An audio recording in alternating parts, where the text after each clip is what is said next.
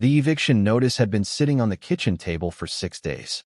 Darlene Marsh knew the exact count because she had read it every morning before her children woke up, standing in the narrow galley kitchen of the rental on Caldwell Street, the paper already going soft at the fold lines from being handled so many times. $2,400 in back rent. If you're enjoying this story so far, don't forget to hit the like button and subscribe. Drop a comment telling me where in the world you're watching from. I love hearing from you. 21 days to vacate or face court proceedings. The words did not change no matter how many times she read them, and she kept reading them anyway, the way you press on a bruise to confirm it still hurts. She was 34 years old. She had not expected any of this to be her life, and that was not bitterness talking, just honest accounting. She had worked since she was 16, steady work, reliable work, the kind that did not make anyone rich but kept the power on and the pantry stocked. 11 years as a billing coordinator at Midland Freight, showing up on time, learning the systems, covering shifts, building a modest savings account she had been genuinely proud of. Then in March, the company restructured, which is the word companies use when they mean eliminated, and 140 jobs disappeared in a single afternoon. She had been one of the 140.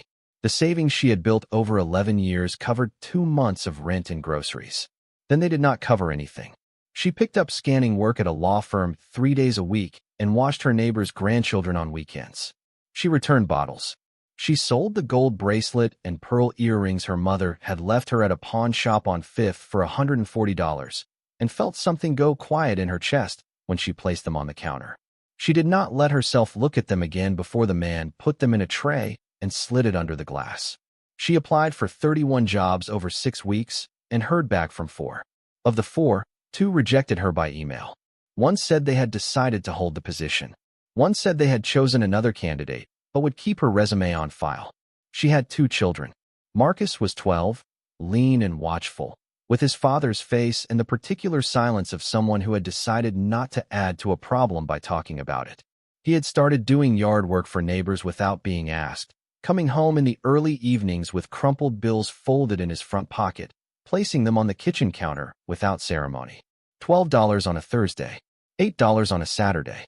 The first time she tried to thank him, he shrugged in a way that ended the conversation and went to do his homework. She understood that shrug. She had been making it herself for months. She thought sometimes about the children's father, who lived in another state now and whose child support had been inconsistent before stopping entirely. He was not a villain in any clean sense, just someone who had found a different life and chosen it over them. She had spent a year being angry about that choice and then had stopped, because anger took fuel she did not have and produced nothing she could use. She told the kids their father loved them, which she believed was true in the way that distant things are true, real but not present. Marcus never brought it up. She suspected he had placed the whole subject in the same category she had, the facts you accept without giving them the power to flatten everything else. Cora was 8. She was small for her age and fierce in the way certain small things are fierce, a quality that came out in how she negotiated for what she wanted, how she read books with her whole body involved, how she drew pictures of their family in front of houses with yards and gardens, and labeled each person carefully in her round, certain handwriting. Cora still believed things would be fine. This was sometimes the most difficult part of Darlene's days, her daughter's certainty, because it meant she had to keep saying everything was going to be fine, and she had been saying it long enough now that the words were beginning to wear through. The house on Caldwell Street had been reasonable when she took it, $1,100 a month for a 3-bedroom on a decent street near Cora's school. Reasonable had become impossible. Her landlord, Gerald Sykes, owned 6 properties in the county and managed all of them with the particular efficiency of a man who understood that sentiment was a poor substitute for rent. He had been patient for 2 months. The eviction notice was the end of his patience. She had called him twice to explain. Both times he listened without interrupting and then told her he had expenses too. She understood. She genuinely did. That was the part nobody tells you about this kind of hardship, how much of it you spend understanding why people cannot help you. It was Marcus who found the listing. He had been using the family laptop for a school project on a Wednesday evening, sitting at the kitchen table with his notebook beside him and the focused expression he wore when he was actually working, and he came to her in the living room holding the laptop at arm's length, the way kids do when they are not sure how you will react to something they have found. "There's an auction," he said. The county held tax-delinquent property auctions twice a year, and the listings were published on the county website. Most of the properties in the current auction were parcels of land, vacant lots, a commercial building on the south end of town with a collapsed awning. But near the bottom of the page was a photograph that made Darlene stop scrolling. A two-story farmhouse, the original white, paint gone gray with weather and time, the tall windows boarded from the outside with planks that had themselves begun to gray and splinter. A porch that sagged in the middle. Trees grown close all around, their branches reaching toward the upper windows with the patience of things that have learned to wait. The photograph had been taken in flat light that did nothing for the structure, which needed no help looking abandoned. The listing read, 4, Pruett Road, Harwick County. Structure approximately 2,100 square feet. 1, 2 acres. Condemned 1989.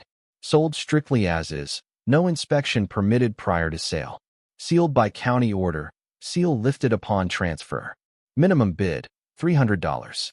$300, Marcus said. He said it carefully, the way you say a thing that does not quite make sense yet. She read the full listing 3 times. Condemned. Sealed. No inspection permitted. Each of those phrases was a reason to close the laptop.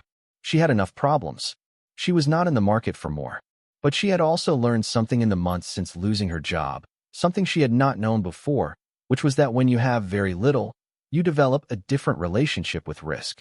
The things that look like bad ideas start to look different when the alternative is nothing. $300 was her last $300. She knew that too. The farmhouse had a history in Harwick County, the kind of history that lives between words rather than in them. She had grown up here, left for a few years after high school, come back when Marcus was 2 because her mother was sick and the cost of living elsewhere was higher than she had remembered. She had heard the name Pruett in the way you hear certain names in small towns, attached to the corner of old conversations, identified more by what people did not say than by what they did. Colonel Edgar Pruett had owned the farm since the late 1950s. He had been Army, career military, retiring somewhere in the mid-70s after decades of service that people in town described as distinguished without being able to offer specifics. He had returned to the farmhouse his family had owned since before the Second World War and lived there alone, no wife, no children that anyone knew of, rarely coming to town, never accepting visitors, getting his mail held at the post office, and picking it up himself on the first of each month. He paid his property taxes every year. He did not cause trouble. He did not seem to want company. He died in September of 1987. A mail carrier noticed the box overflowing and called the sheriff's office. They found Edgar Pruett in the kitchen, sitting in a wooden chair at the table, a cup of coffee gone cold in front of him, a newspaper folded in thirds on the table beside it. He had been dead for approximately 4 days. The coroner determined cardiac arrest, natural causes. Unremarkable for a man of 71 who had lived alone and hard. What was not unremarkable was what the sheriff's deputies found when they searched the property for next of kin. Several interior rooms were locked. Not locked with ordinary door locks, but secured with hardware that the county's deputies had no ready answer for. Steel plates seated flush in the door frames. Locks of a type that the deputies' report described as military grade, which was a phrase he appeared to have borrowed from somewhere, because his report offered no further detail. The basement was inaccessible. The door at the top of the basement stairs was solid steel, set into a reinforced frame, and there was no key found on the property or among Pruett's effects that opened it. Without next of kin, the estate passed to the county. Harwick County contacted the United States Army, who responded that they had no record of any ongoing activity at the property and thanked the county for reaching out. 2 individuals arrived from a government office, spent the better part of a day on the property, and left without filing any report accessible to the public.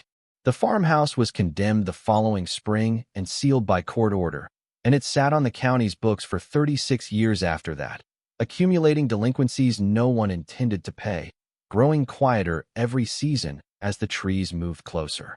Darlene got most of this from the county records website in a 45-minute conversation with Bev Holcomb at the hardware store, who had lived in Harwick her entire life and possessed the comprehensive local knowledge of someone who has paid close attention for 60 years.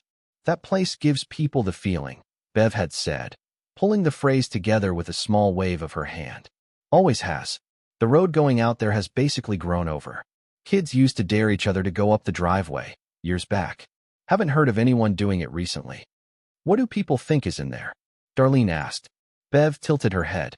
Depends who you ask. Most figure it's just old junk, a hoarder situation. Some folks say Pruett was building something out there. There was a man in town, years ago, used to swear there were tunnels under the property. But that same man swore his neighbor was using the television antenna to monitor him, so. She shrugged.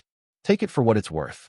Darlene drove out to Pruett Road on a Thursday afternoon, 2 days before the auction. The road was Tulane County blacktop that narrowed once past the ridge, and she almost missed the driveway entirely, identifying it only by the property marker stake still standing at the roadside, a rusted post with a faded reflector the color of dried blood. The driveway itself had become a conceptual thing, present in idea if not in practice, barely distinguishable from the surrounding scrub and tall grass that had grown through it over decades of disuse. She parked on the shoulder and walked in. The farmhouse was larger than the listing photograph had made it appear, and in worse shape. The porch roof had partially given way on the left side, boards hanging at a diagonal. The boarded windows gave the structure the look of something that had deliberately closed its eyes, which was an odd thought to have, but she had it. Weeds had pushed through the porch boards and grown knee-high. A large oak on the southeast corner had grown so close that its roots had lifted the foundation stones, cracking the sill timber above them in a way she could see from 30 feet away. She stood at the edge of the old yard for a long time, looking. The condemned notice on the porch post, the weathered boards, the sealed windows. The sense that the house had not been surprised by abandonment but had settled into it, made a kind of peace with being left alone. She drove home and did not tell herself it was a good idea. She was past that. She just could not stop thinking about the $300 minimum bid, about the eviction notice and its 21 days, about Marcus and his folded bills on the counter, about Cora's drawing of a house with a yard. She thought about those things, and she let the thinking happen without interrupting it with logic, because logic had not been getting her very far. The county auction was held in the basement meeting room of the administration building on a Saturday morning. 12 people attended. Most were investors or representatives, men in fleece vests and women in practical coats with phones in hand, and the particular focused energy of people who move money by profession. A few were private buyers. Darlene sat in a folding chair near the back with her handbag in her lap and a cashier's check for $300 in her coat pocket. It represented the last money she had in the world. The Pruett property came up near the end of the session. The auctioneer read the listing without particular inflection. 4 Pruett Road, 1, 2 acres, condemned structure, sold as is, no representations made by the county, sealed order lifted upon transfer. Minimum bid $300. Do I have an opening bid? Nobody moved. One of the men in fleece vests said something to the man beside him. The second man made a short sound that was not quite a laugh. Darlene raised her hand. $300. The auctioneer found her with his eyes. $300, bid in. Do I have $350? He looked around the room. The room did not respond. Going once at $300. Going twice. He took his time, looking unhopeful. Sold to the lady in the blue coat for $300. As she walked to the registration table, she was aware of a conversation happening behind her, low enough that she caught only pieces of it. The word liability. The word condemned. A tone that was not unkind but was unmistakably amused. She kept walking. She had long since learned that people laugh most freely at things they have decided are not worth their attention, and sometimes that decision is a mistake. The man at the registration table was efficient and sympathetic in the way of government employees who have learned to be neutral without being cold. He stamped the paperwork, took her cashier's check, explained the title transfer process, and told her the property was hers effective immediately. He also said, lowering his voice slightly as if conferring a personal favor, that the county's maintenance crew had noted a number of structural concerns during their last drive-by assessment. He said she might want to have a contractor out before she spent much time inside. She thanked him and did not tell him that she had already spent every dollar she possessed getting to this moment, and that a contractor was not among the options currently available to her. Word got around faster than she expected in a county the size of Harwick. By Monday, 3 days after the auction, Bev at the hardware store already knew. She handed Darlene the replacement circuit breaker she had called ahead about and said, "I heard you bought the Pruett place." "I did. You and your kids are moving in there?" "Already in." Bev looked at her for a long moment without judgment, the look of a woman assessing a situation rather than forming a verdict. "You need anything? You tell me. I'll see what I can do on pricing." That was Bev. Not everyone was Bev. The man who ran the farm supply on Route 9, whose name was Dale and who had opinions about most things in the county, told the story at the feed store counter and at the diner on his Thursday morning coffee rotation. The version she heard back was that a woman had paid $300 for the old haunted Pruett place and moved her children in, which, depending on who was telling it, was either evidence of desperation or evidence of foolishness, and in several tellings it was evidence of both. People who did not know her said it was a shame. People who did know her said she had always been stubborn. Neither description was wrong, strictly speaking.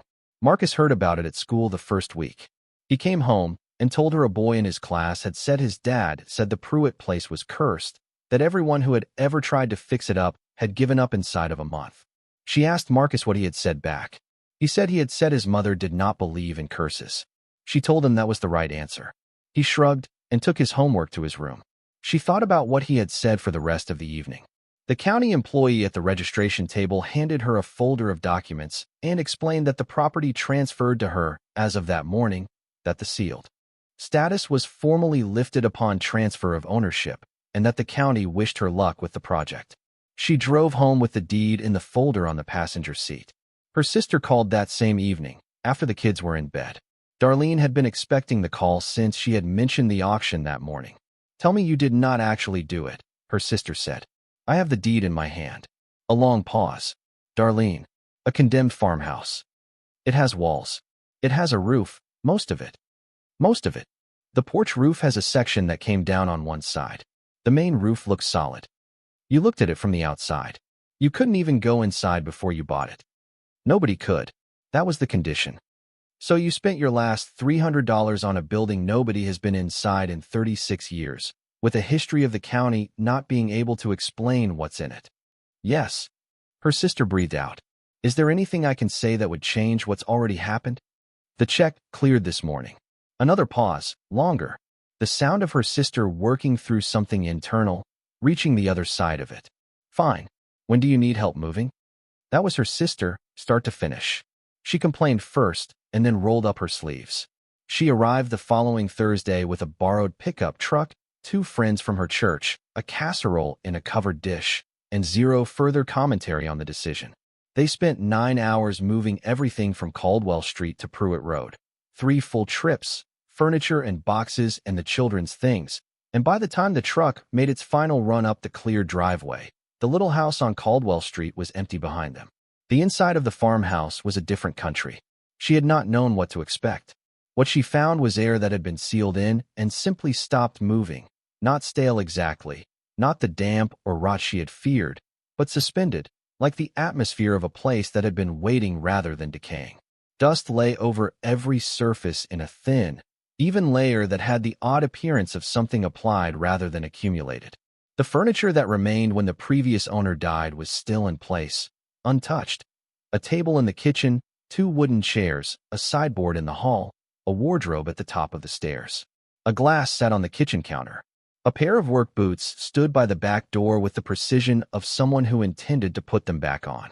A stack of magazines sat on the floor next to the frame of what had been an armchair, the cushions having been taken apart by mice over the decades, leaving the structure alone. The light fixtures still held bulbs. The power had been disconnected and would not be restored for 4 more days. They moved in with battery lanterns and flashlights and candles saved from a box in her sister's trunk. She walked the rooms that first afternoon. The main floor had a kitchen, a sitting room, a dining room, and a narrow room at the back that had been some kind of study, its shelves bare, a single desk in the center, the surface cleared of everything except dust. The staircase held her weight, each tread complaining but not giving. Upstairs were 3 bedrooms and a bathroom with a clawfoot tub and pipes that knocked and shuddered when she tested the tap, producing a thin line of rust-colored water she immediately shut off. She stood in each room for a moment before moving to the next, not assessing in any practical sense, just being there, understanding the space. There was a quality to the house that she had not expected, which was a kind of solidity. Under the neglect, beneath the years of closure and stillness, the bones of the structure were sound. The floors did not give. The walls did not flex.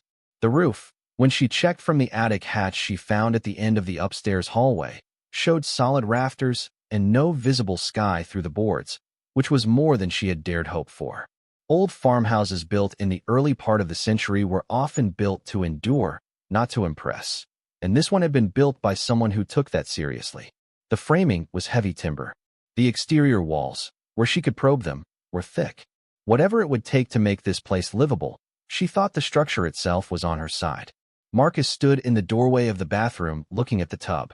He said, "This is fine," in the tone of someone who has decided in advance that things are going to be fine and is not interested in being argued with. She recognized that tone. She had been using it herself for months. Cora had already claimed the small bedroom at the end of the hall, the one with a window looking out over the back field.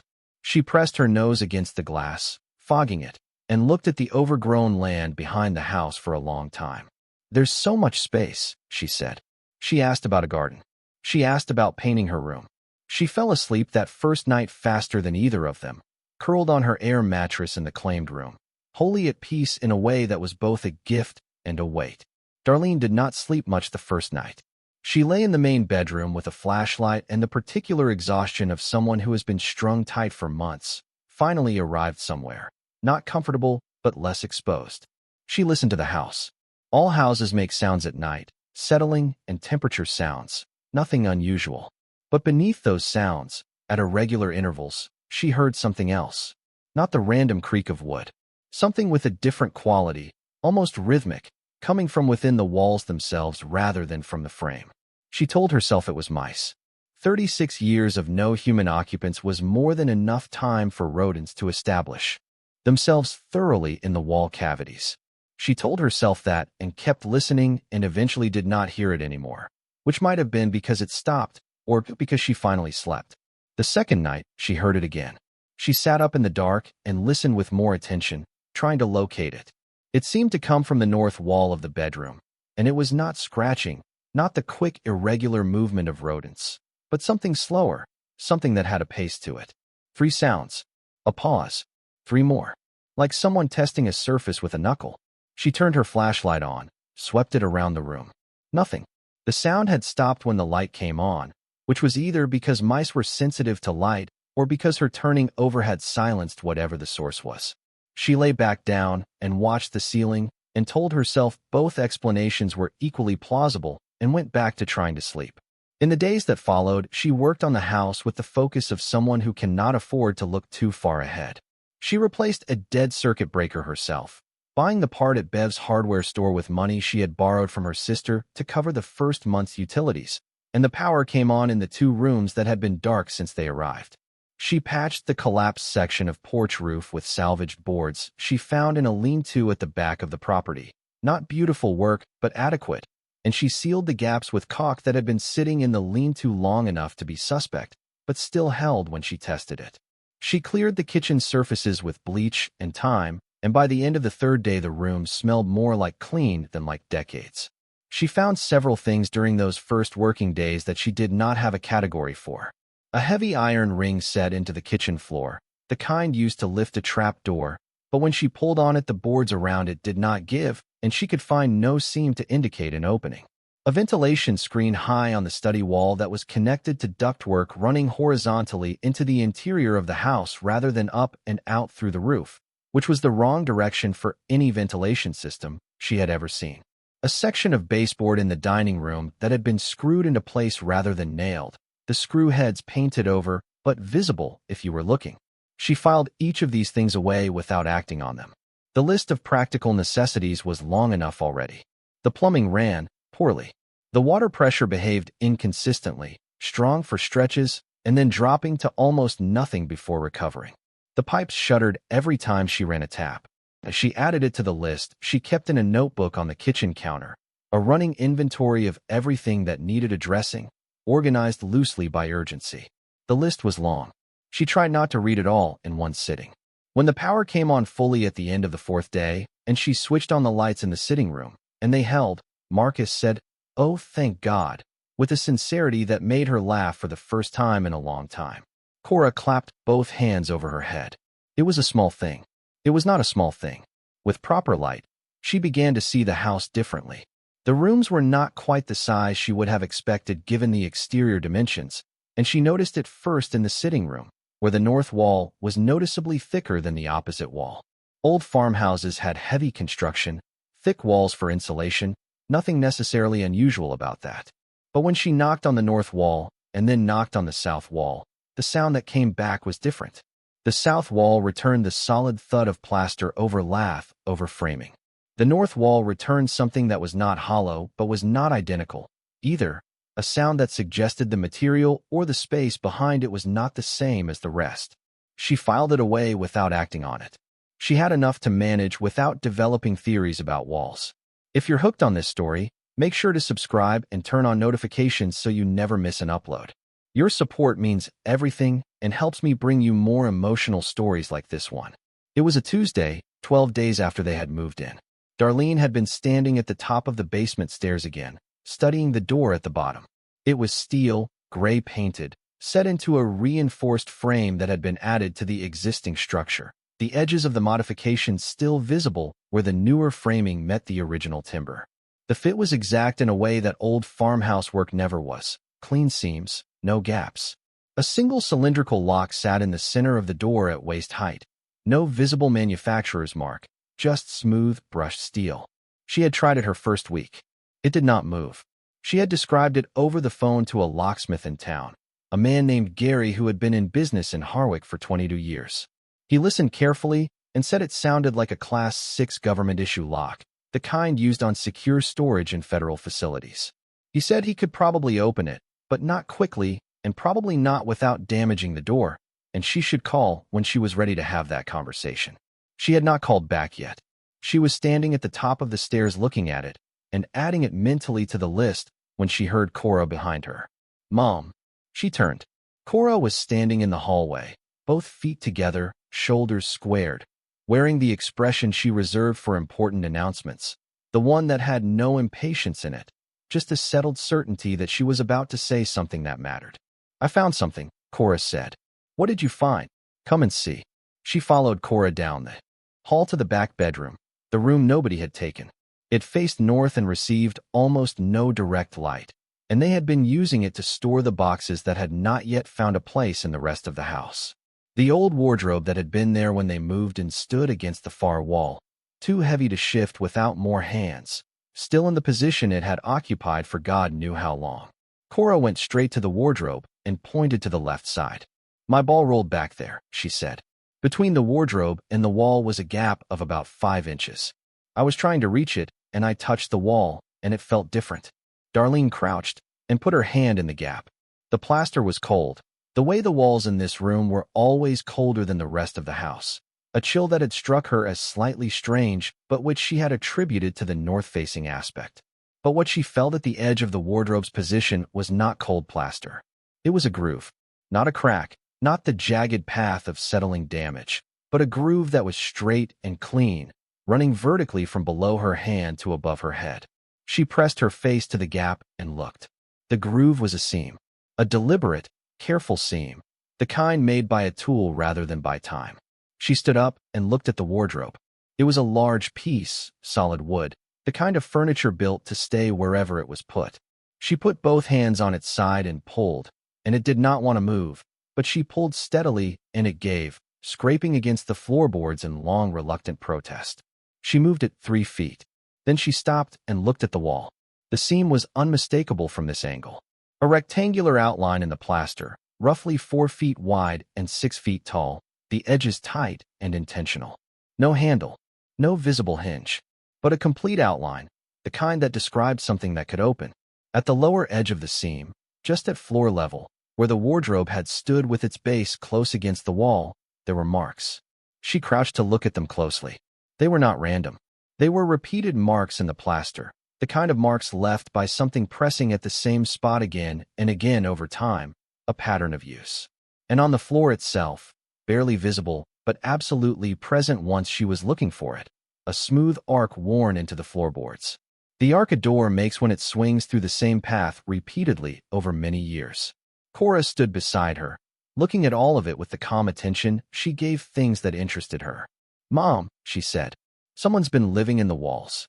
Darlene looked at her daughter, at the certainty in her face, at the ball still sitting in the corner where it had rolled. "Nobody's been living in the walls," Darlene said. But as she said it, standing in the cold back room looking at a seam that no farmhouse wall had any business containing, she was not certain she was right. She did not open it that night. She was practical in ways that mattered, and opening unknown spaces in a strange old house alone, with children nearby, without knowing what might be on the other side, was not a practical thing to do at 7 in the evening. She moved the wardrobe back into place, told Marcus to stay upstairs, got Cora settled with supper, and spent an hour sitting at the kitchen table thinking. She thought about the steel basement door. She thought about the sound in the walls at night. She thought about the north wall of the sitting room and its extra thickness. She thought about the county's records noting that 2 government representatives had come to this property after Pruett's death and filed no public report. She thought about what Bev Holcomb had said about a man who swore there were tunnels. She thought about Edgar Pruett, who had lived alone for 30-some years, who had locked certain rooms with hardware a sheriff's department could not handle, who had received visitors from a government office after his death, whose basement had been sealed by a county court order that nobody had ever explained in detail. None of these thoughts added up to anything she could name.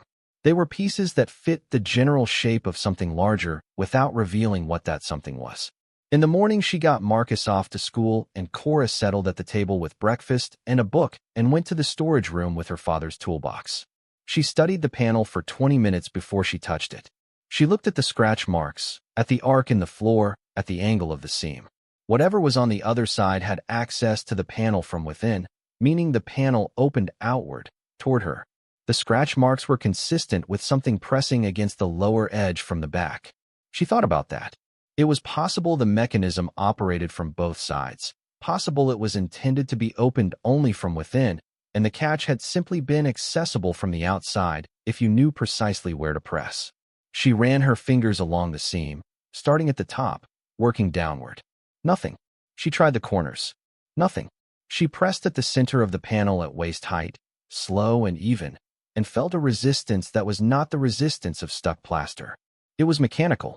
Something behind the surface, spring-loaded, old enough that it had forgotten what cooperation felt like. She pressed harder. The panel cracked along its seam, a sound like old paint splitting, and shifted inward a quarter-inch before catching. Cold air moved against her face. She pressed again, steadier this time, and the panel swung toward her on hinges that had not moved in decades and were not pleased to be moving now, the groan of metal against metal long and low. She caught it before it swung fully open and stood in the opening, flashlight raised, letting her eyes adjust. The passage was 3 feet wide and ran in both directions from where she stood. The walls were unfinished wood, the floor plain boards, and the space was built deliberately into the farmhouse structure between the interior and exterior walls, invisible from any room in the house. To her left, the passage ran toward the front. To her right, it ran toward the back and turned. She stepped in. The floor was clean, not dusty the way the rest of the house was dusty, but maintained. She held still and looked at that for a moment. The dust that lay over every other surface in this farmhouse had accumulated through 36 years of sealed air and no activity. But here, in this passage, the floor held almost none of it. Wiped clean, she realized, or walked clean by regular use. She followed the passage to the right. It turned after 10 feet and ran behind the kitchen wall, and then she stopped, her light sweeping across the right-hand wall of the passage. Shelving had been mounted along the wall.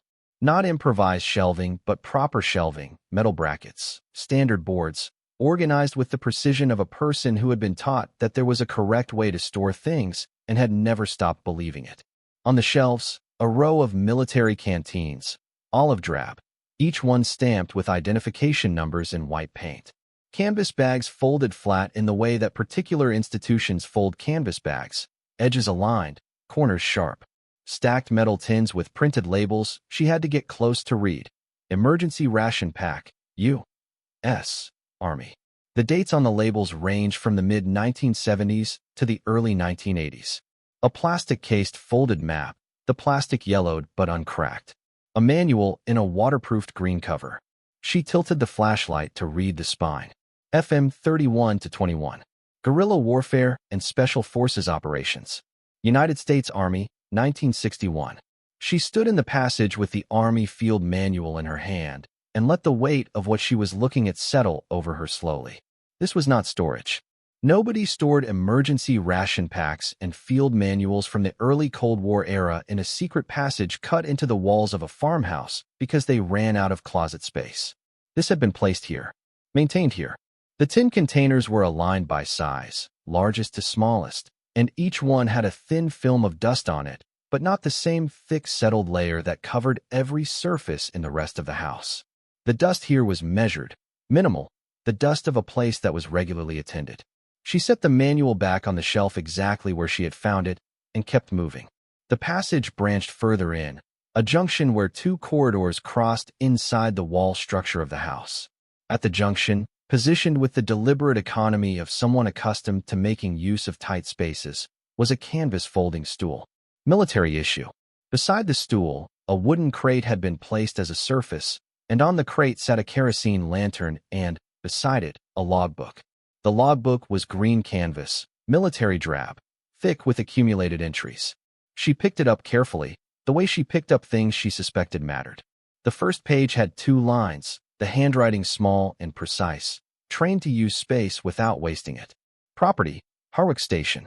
Asset designation C7.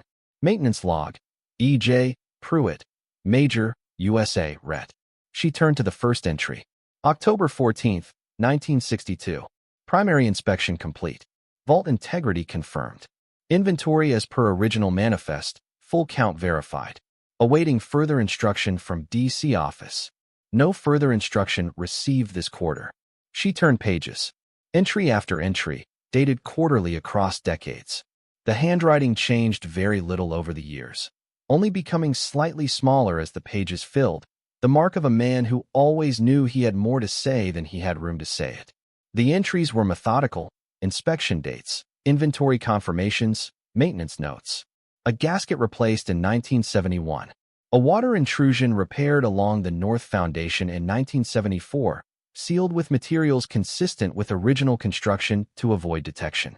A ventilation filter changed in 1979. The careful, patient record of a man who had been given a responsibility and had not put it down. Some entries were purely mechanical, a single line confirming inspection and integrity. Others ran to a paragraph, occasionally 2. Reading them felt like watching someone have a conversation with themselves across decades, the way isolated people do, thinking out loud into a record that nobody might ever read, using the discipline of writing to maintain the discipline of purpose. Pruett had been a man of deep habit. She could see that in every entry, in the consistency of format, in the precise dating, in the way even the briefest entry was concluded with his initials, as if signing off on a report that had somewhere to go.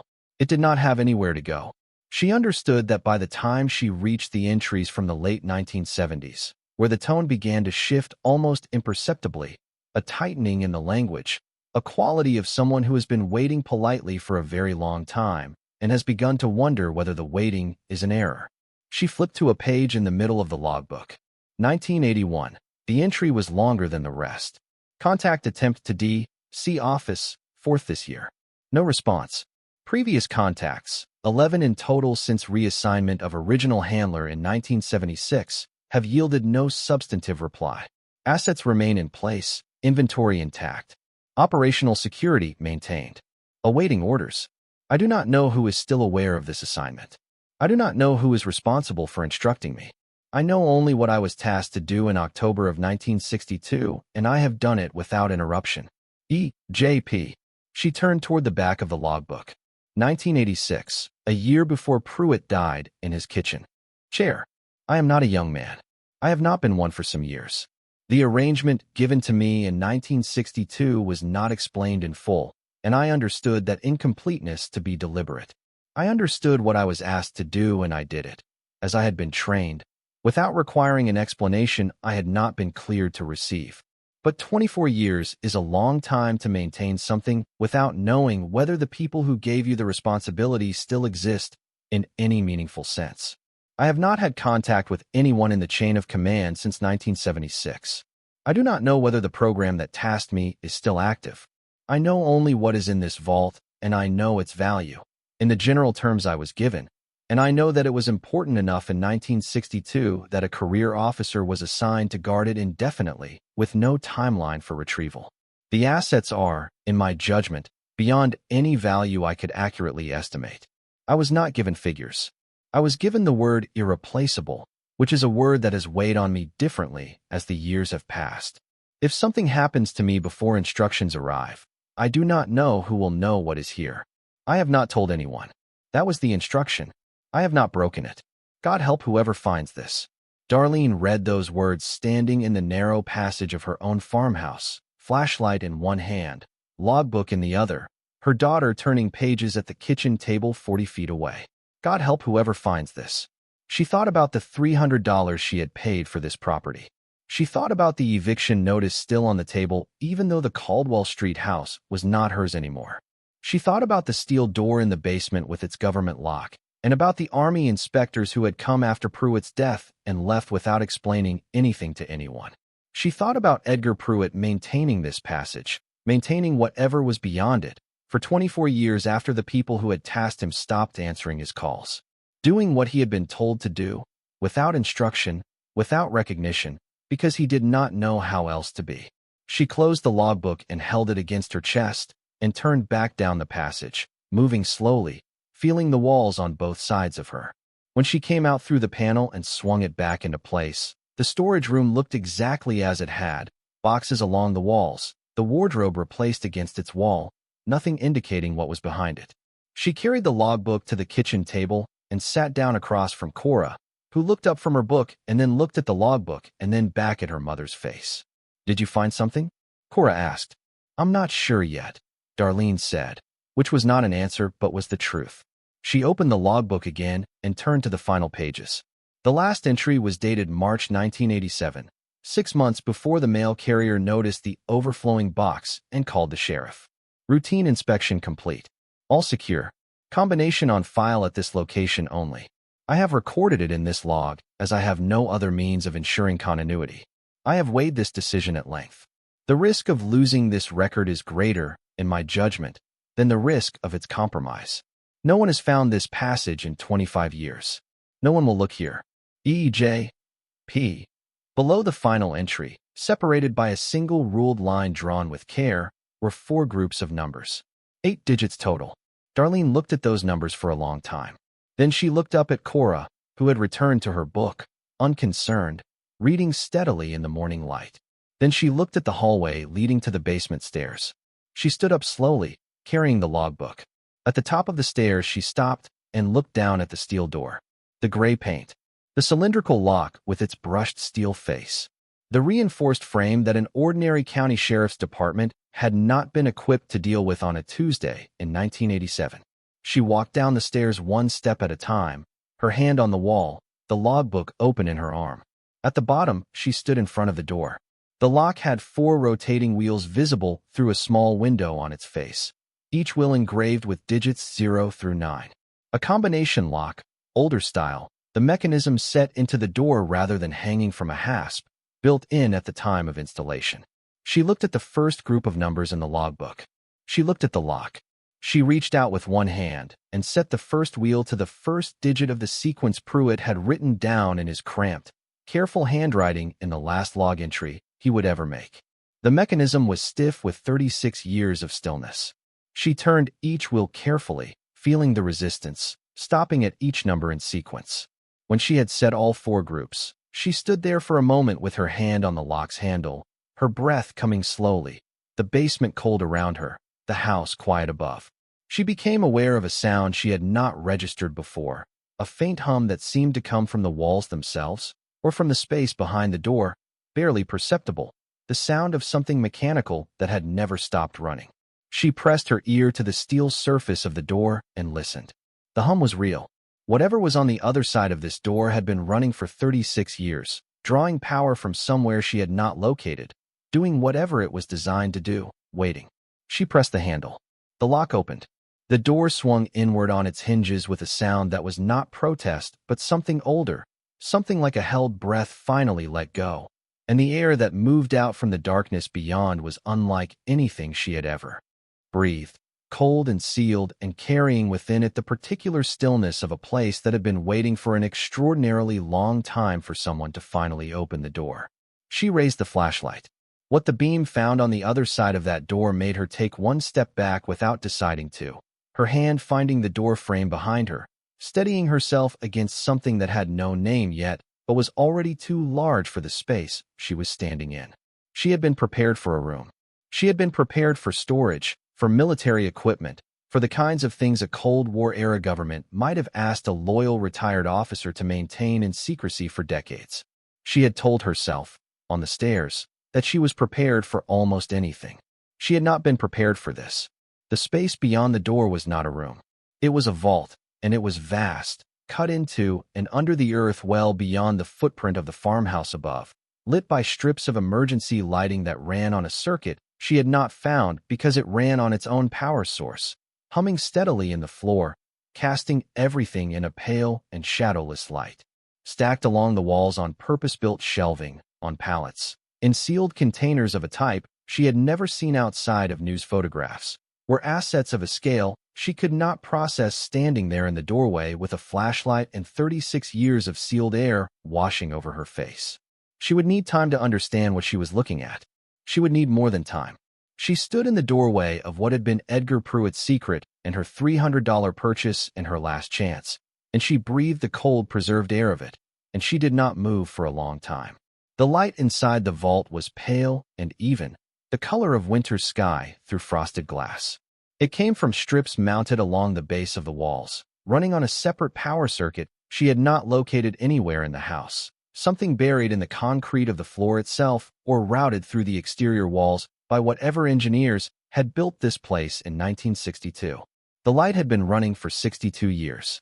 Whatever generator or dedicated power source fed it had been designed to outlast attention, and it had. She stood in the doorway for what felt like a long time, her flashlight unnecessary now but still held, hand at her side, and she looked at the vault that Edgar Pruett had maintained in secret through 5 presidencies, 2 recessions, and 36 years of nobody coming to claim what he had been guarding. The vault was roughly 40 feet wide and ran back into the earth at least 60 feet, though the far end was shelved and stacked with containers that made the actual depth difficult to estimate from where she stood. The ceiling cleared her head by perhaps 3 feet. The floor was sealed concrete, smooth and clean. The walls were poured concrete as well, thick enough that no sound from above would reach here, and no sound from here would reach above. It explained the silence she had noticed in certain rooms of the farmhouse, a density of quiet that she had attributed to old construction and had not thought more about. If you're enjoying this story so far, don't forget to hit the like button and subscribe. Drop a comment telling me where in the world you're watching from. I love hearing from you. She stepped fully inside. The shelving along the walls was steel, industrial grade, bolted to the concrete in a way that was not going anywhere in her lifetime or her children's lifetime.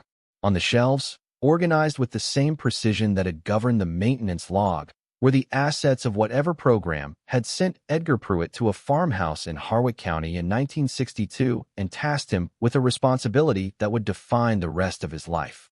She walked along the left wall first, reading the shelves the way you read a room you do not yet understand, looking for context before you look for detail.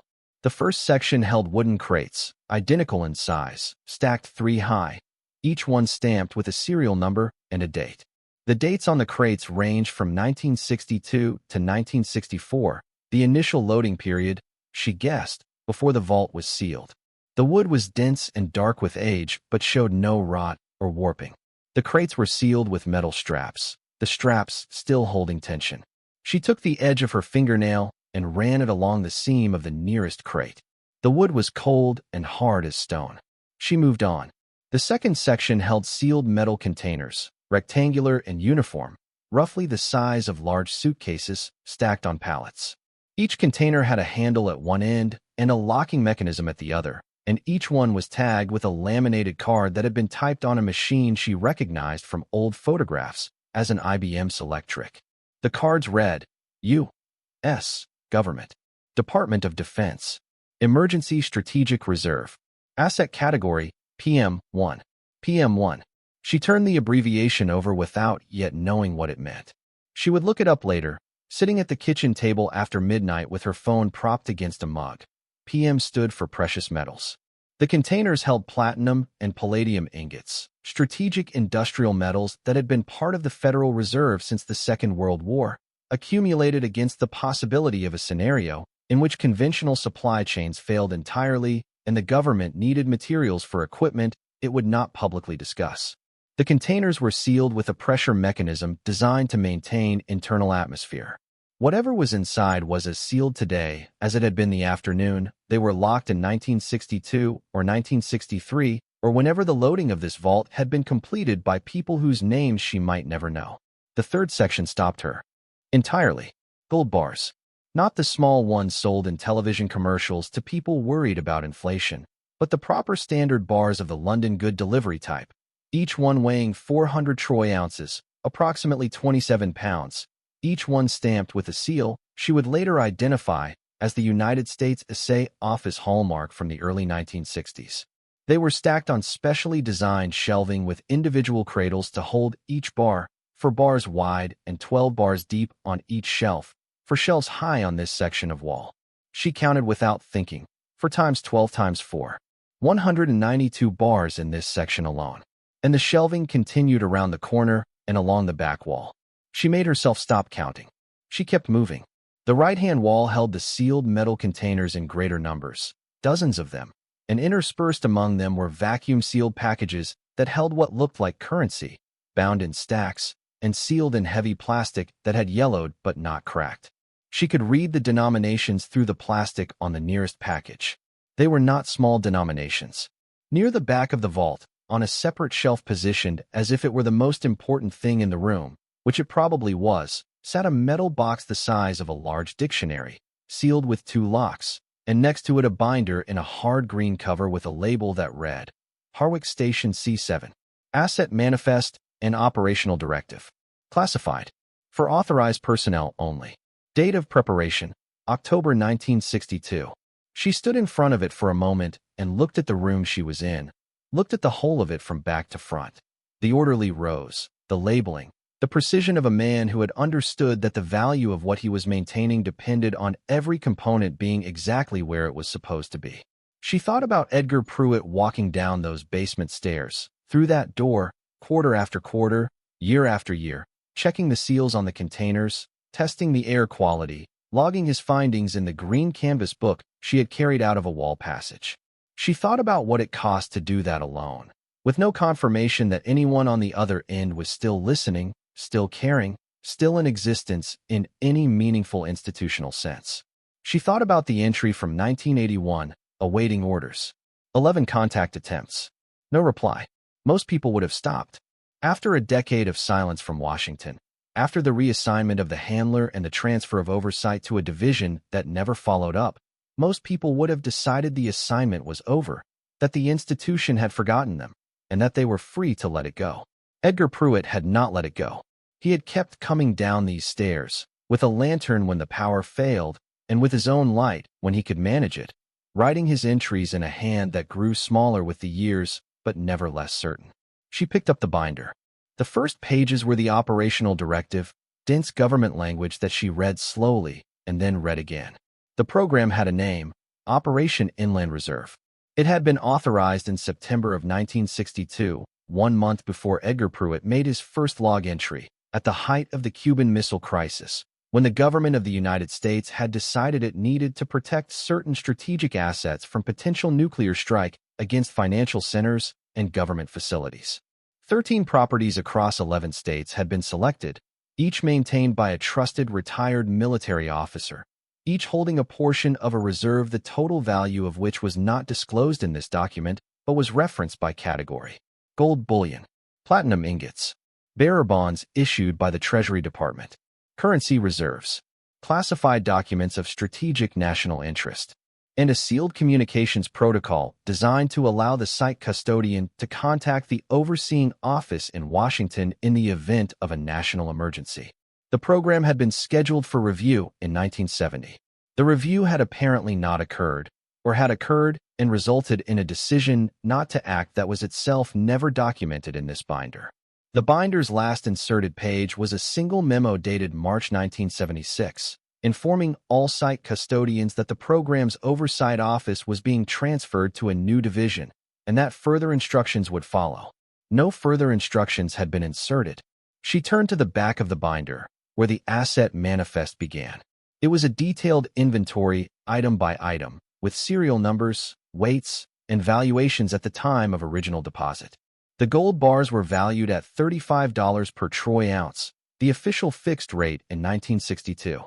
The total value of the gold portion of the inventory at 1962 prices was listed as approximately $4,200,000. She thought about the current price of gold. She had been reading financial news compulsively in recent months, the way people do when money has become the thing they think about most. Gold was trading at prices that would have seemed impossible in 1962. The math in her head was not precise, but it pointed toward a number significantly larger than 4 million. At the back of the manifest, beneath the itemized list, was a handwritten annotation in the familiar small script of Edgar Pruett. The handwriting was cramped and the ink had faded to brown, but it was legible. He had written it in pencil first. She could see the ghost of the pencil beneath the ink, and then gone over it in pen, as if he wanted to make sure it lasted. Current estimated value of assets per this manifest, adjusted for market conditions as of January 1985, my best calculation. He had listed each category with his estimated adjusted value. Then a total, $370 million. She stood in the cold vault with the binder in her hands, the pale emergency lighting steady around her, and she looked at that number for a long time. She had bought this property for $300. The property contained $370 million in assets that had been sitting in the dark for over 6 decades. She thought about the eviction notice on the table. She thought about the pawn shop and her mother's bracelet. She thought about Marcus's $12 from yard work and the crumpled bills on the counter. Then she thought about something else, which was that she did not know who this belonged to. She closed the binder and set it exactly where she had found it. She backed out of the vault and pulled the heavy door closed behind her, feeling the lock engage with a sound that was heavier than it had been when she opened it, heavier with everything she now knew was on the other side of it. She climbed the basement stairs and stood at the top in the hallway of her own house, and she breathed for a moment, and then she went to make sure Cora was still at the table and that the morning was still proceeding on its normal axis. Cora was at the table. The morning was still morning. The world had not reorganized itself to reflect what had just happened in the basement. Darlene put the kettle on and sat down across from her daughter and thought. She thought for 3 days before she told anyone. In those 3 days, she went back to the vault twice more, each time waiting until the children were occupied and the house was quiet.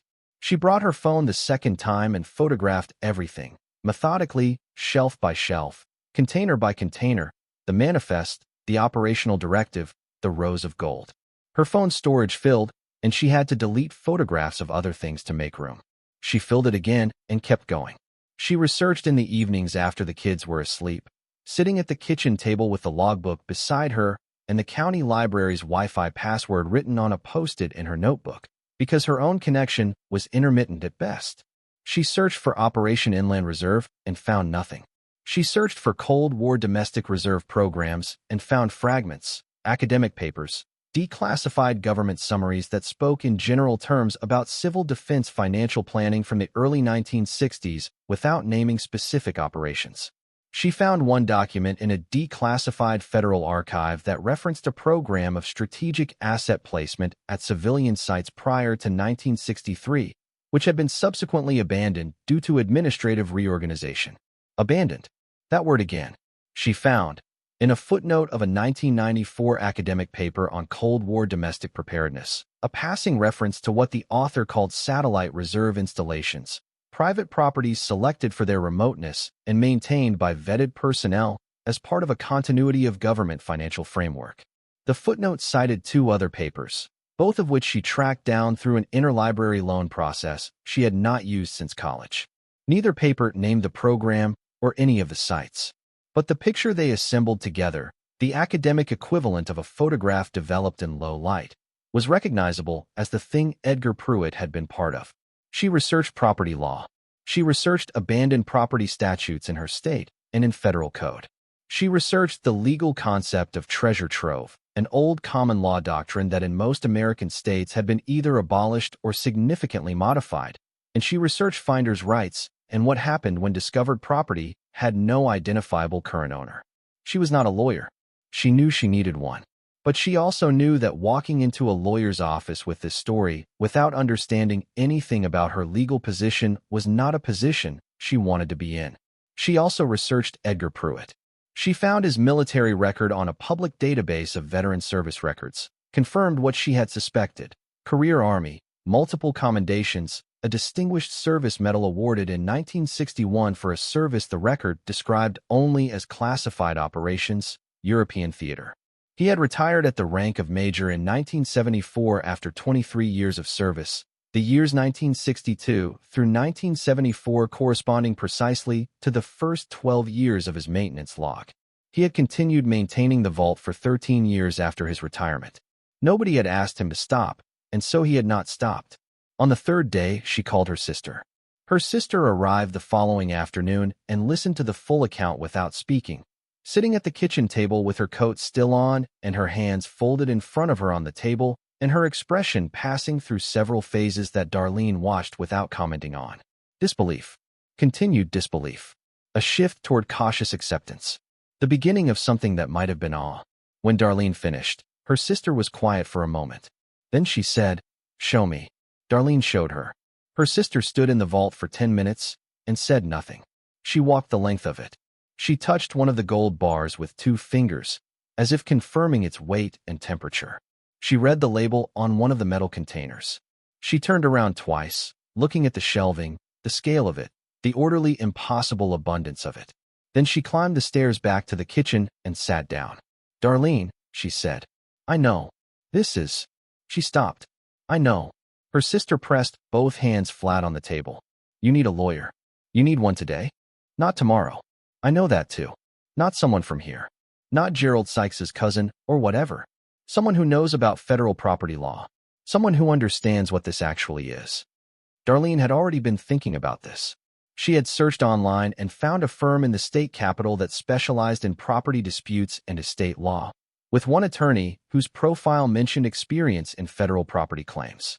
His name was Raymond Okafor, and he had a professional photograph that showed a serious-looking man in his 50s wearing glasses and an expression that suggested he did not waste time. She had read 3 of his published articles on finders' rights and estate property law and found them clear and precise in a way that made her trust him before she had spoken a word to him. She called his office that afternoon. His paralegal took the call, and Darlene gave the bare summary. She owned a property she had purchased at auction that contained what appeared to be assets from a classified government program, and she needed to understand her legal position before she took any further action. There was a pause on the other end of the line, the particular pause of someone recalibrating their afternoon's expectations. Raymond Okafor called her back personally within the hour. She drove to his office 3 days later, bringing the logbook, her photographs, and the operational directive she had photographed so extensively that she had a complete digital copy. She brought the property deed and the auction documents and the letter from the county confirming the lifting of the sealed status upon transfer. She brought notes she had made over the preceding week, organized as clearly as she could manage. She sat across from Raymond Okafor in an office that smelled of paper and coffee and told him everything. He listened without interrupting.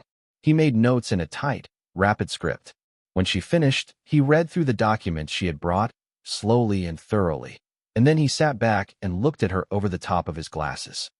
"The core question," he said, "is whether these assets were legally abandoned. And were they? That depends on several things we don't yet know. The government's position, if they have one. Whether the program that created this deposit was ever formally terminated. Whether any agency currently claims ownership or responsibility." He tapped his pen on his notepad. "The operational directive you've described sounds like it was classified, which means the assets were never publicly acknowledged. If the program was quietly discontinued without a formal disposition of the assets, there's a real argument that the assets were effectively abandoned within the meaning of the law. And if they were abandoned, then you, as the property owner, may have a substantial claim. Finder's law in this state recognizes the rights of a property owner who discovers abandoned assets on or within their property. The question of federal property complicates it, because there's an argument that certain government assets never lose their federal character even when abandoned. That's where it gets difficult. He paused. Have you told anyone else about this besides your sister? No. Keep it that way for now. If word gets out before we understand the legal landscape, you're going to have complications you don't want. He looked at her steadily.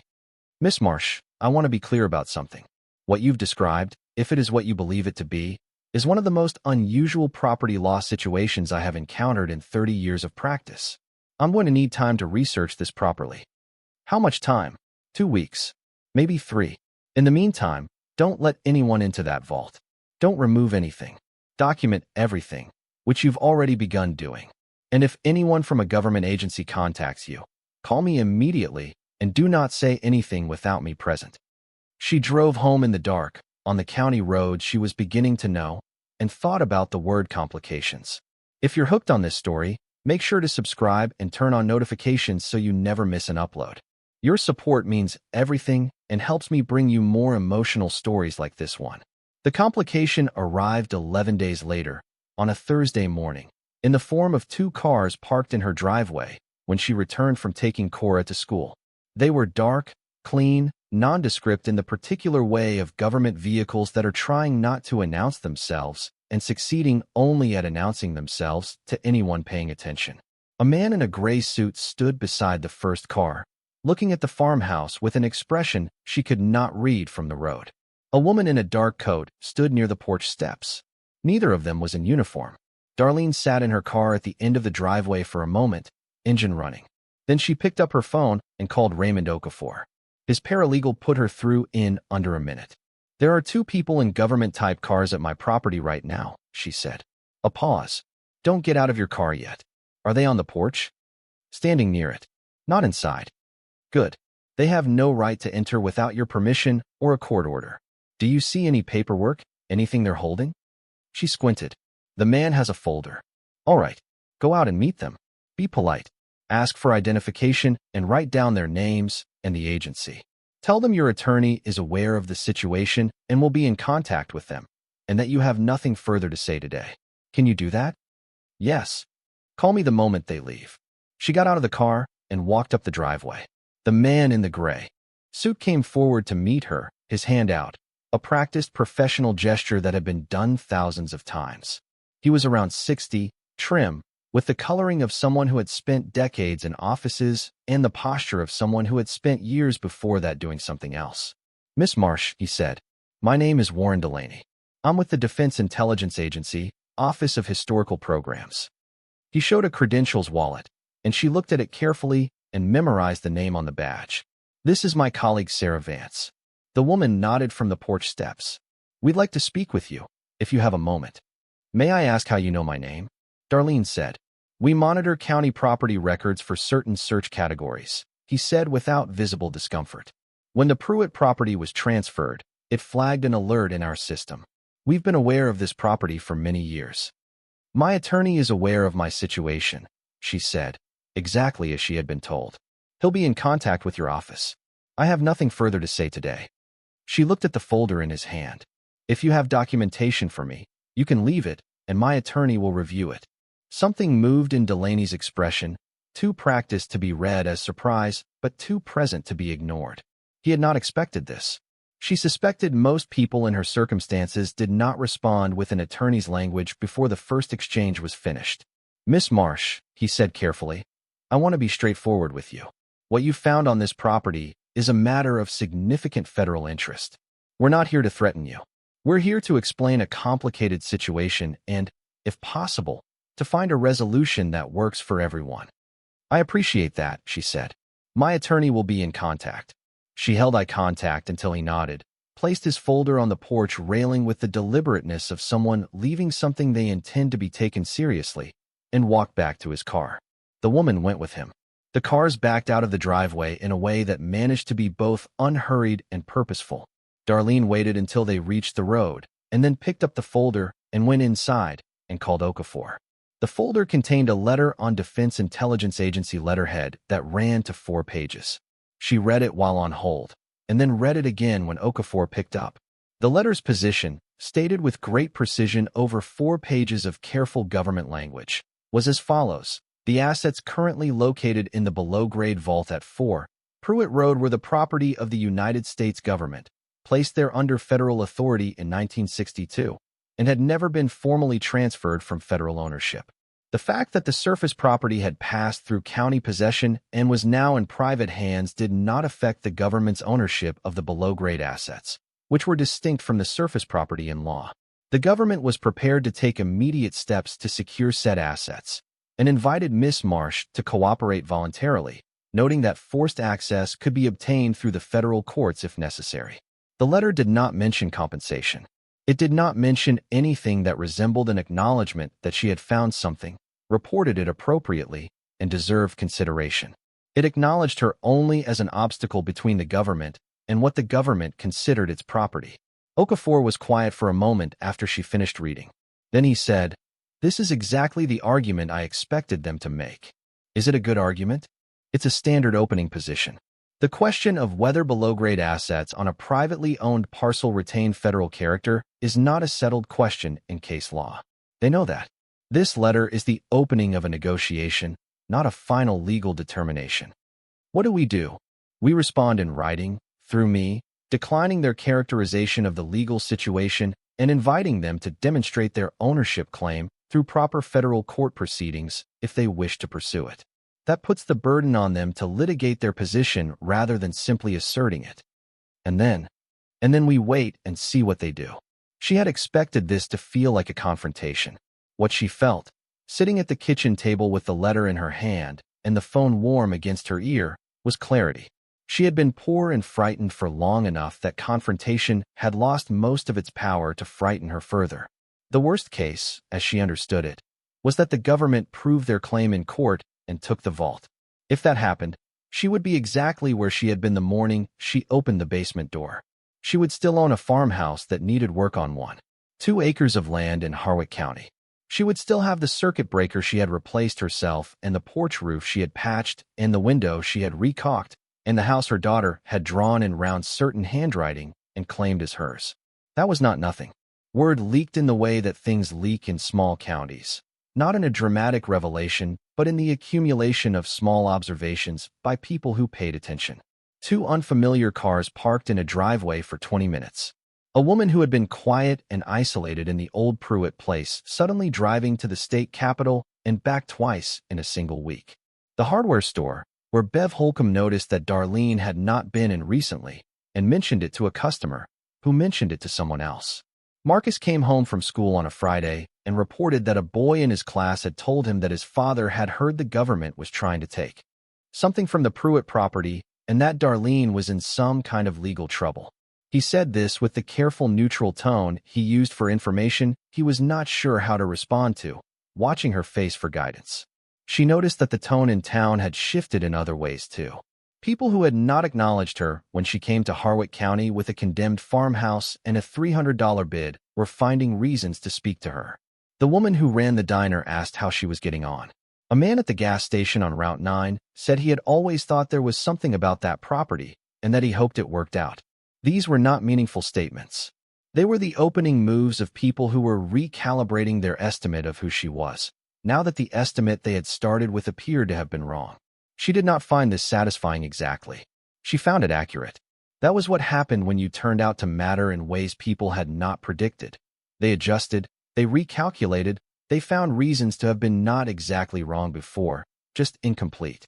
She had watched it happen to other people over the years without understanding why it bothered her. Now she understood. It bothered her because the adjustment was about outcome, not about her. She had been the same person before and after. The farmhouse had changed. She had not. She sat Marcus down at the kitchen table and told him what she had found. In the broad terms she had decided were appropriate for a 12-year-old who was old enough to understand that things were happening, but not yet old enough to need every detail of how precarious they still were. She had been thinking about when to tell the children something, and how much, and had been delaying because she did not yet know enough herself. But she recognized that the decision had been taken away from her by the nature of small communities and the speed at which information, however incomplete, traveled through them. She told them what she had found. Not the full picture, not the dollar amounts, not the legal battle, but the broad facts. She had discovered that the basement held something that had been placed there a long time ago by the government, and now there was a disagreement about who it belonged to, and a lawyer was helping her figure it out. Marcus listened without moving. When she finished, he was quiet for a moment. "Is that why they laughed about you buying this place?" he said. "Because they didn't know what was here?" "Nobody knew what was here," she said. "That was the whole point of it." He nodded slowly. He picked up his fork. He ate his dinner. He did not ask what would happen, which told her he was old enough to understand that she did not yet know. Cora took it differently. She had been listening from the doorway, which she had not been told she could do, and came in and sat down beside Darlene and said, "Is the treasure going to let us stay here?" Darlene looked at her daughter. "We're staying here regardless," she said. Cora seemed to find this satisfying. She went back to her room. The weeks that followed were unlike anything Darlene had lived through before, and she had lived through a number of things she would not have chosen. Raymond Okafor filed a response to the DIA letter and began the process of establishing their legal claim. The government did not immediately seek a court order, which Okafor interpreted as an indication that their position was not as strong as they had presented it in the letter. He began researching the program, Operation Inland Reserve, in declassified archives, and found more than she had. He found the authorization memo from 1962. He found the review that had been scheduled for 1970 and never formally conducted. Only a single internal note indicating it had been deferred. He found a 1989 document in which an analyst had noted the existence of several unretrieved inland reserve sites and recommended formal action to either retrieve or officially abandon the assets. The recommendation had been routed to a deputy undersecretary's office and no follow-up document existed. He found something else in that same archive, a 1991 budget document in which the oversight program for Operation Inland Reserve had been formally defunded as part of post-Cold War defense reduction, with all assets listed as resolved. Assets resolved. Okafor explained this carefully. If the government was now claiming current ownership of assets it had certified as resolved 33 years ago, that was not merely an administrative inconsistency. That was a contradiction at the heart of their legal position. They could not simultaneously have resolved the assets and still own them. One of those things was false, and the gap between them was precisely where the abandonment argument lived. Okafor called her the evening he found the 1991 document, and she could hear something in his voice that she had not heard from him before, which was a quality of restrained excitement, the sound of a careful man who has found what he was looking for. "This," he said, "is our strongest argument."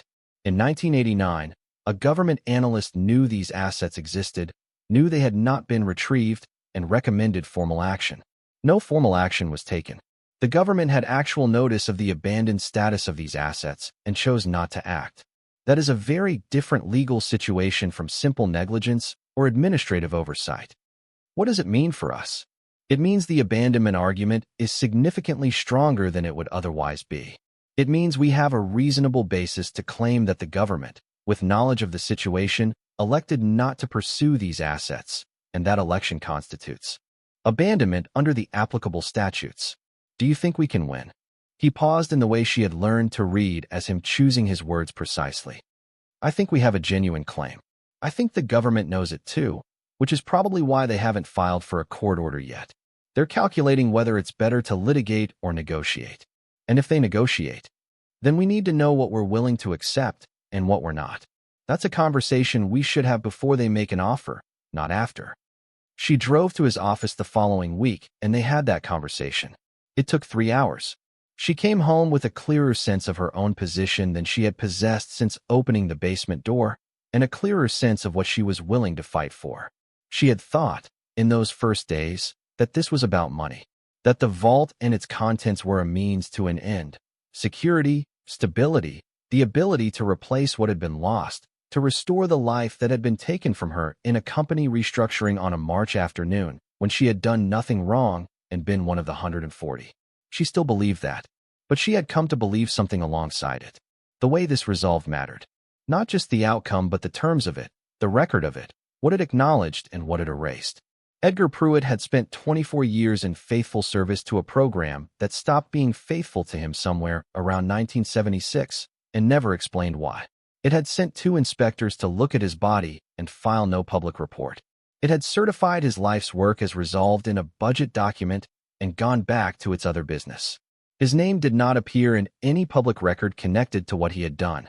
His sacrifice, the isolation, the decades of quarterly inspections written into a logbook nobody read, was nowhere. It had happened, and then it had been filed away, and the file had been closed, and the door above the filing cabinet had been locked. She did not want that to be the end of the story. She did not know yet how to make it not the end of the story. But she knew that whatever she agreed to had to include something beyond a number on a check. Some acknowledgement that Edgar Pruett had existed, had been asked to do something difficult, and had done it faithfully longer than anyone had asked him to. She had told Okafor this in his office, expecting him to redirect her toward the practical dimensions of the case, the legal arguments, the financial valuation. Instead, he had looked at her for a moment and then written it down on his notepad and said, "That's part of what we're negotiating for." That surprised her. She had not expected it. She had expected a lawyer's response to a non-legal concern, the polite acknowledgement, and the pivot back to what was actionable. "There are precedents," he said, "for negotiated settlements that include non-monetary components. Historical acknowledgement, public recognition, a record corrected. It happens less often than it should, but it happens." He paused. "It may, frankly, also be easier to get from the government than cash, because it costs them less." She thought about that on the drive home. Easier to get because it costs less. History as the cheap concession. But she had decided she would take it anyway, because cheap to them did not make it worth nothing. Edgar Pruett deserved to be in the record. She was going to make sure he got there. That story had a value. She intended to argue for it. To be continued in part 3. "I know that," Bev said. "I told him so. He said that doesn't make sense. Why else would someone buy a place like that?" I said because she needed somewhere to live and it was what she could afford, and sometimes that's the whole story. A pause. "Is that the whole story?" "That's the whole story." Bev was quiet for a moment. "Well, you need anything, you tell me." The night before the government meeting, Darlene went to the basement alone. She had done this several times since the discovery, always at night, always after the children were asleep, standing in the vault and looking at what she had found, not counting or cataloging, but simply being in the presence of it. She had begun to understand it differently each time. On the first visit it had been overwhelming, a scale beyond her capacity to process. By the 3rd or 4th visit it had become familiar, still extraordinary, but no longer unmooring. Now she stood in the steady pale light and thought about what she was going to walk into the following morning and what she needed to be. She thought about the log entries, the quarterly inspections, the contact attempts to Washington that went unanswered, the 1986 entry about being an old man who did not know how to put down a responsibility that no one had come to take from him. She thought about what it costs to stay faithful to something when the thing you are faithful to stops acknowledging your existence. She knew something about that. Not on the same scale, not across decades, but in her own way, in the way you stay faithful to a version of your life that keeps not arriving. The version where things work out, where the job holds, where the bills get paid without the particular cold calculation of which one can wait and which one cannot. She had been faithful to that version for a long time, and it had kept not arriving. And she had kept going anyway, not because she was certain it would come, but because stopping was not a choice she was willing to make. Maybe that was what Edgar Pruett had understood, sitting in his passage on his folding stool, writing his log entries into a silence that never echoed back. You keep going not because the institution is watching, but because you told yourself you would. Because the thing you agreed to guard is real, even when the people who asked you to guard it have forgotten they asked. She turned the light off on the wall panel and came back up the stairs and closed the basement door behind her. She stood in the hallway for a moment in the dark of her house, listening. Cora's breathing from down the hall, the steady, even breath of a child who believed she was safe.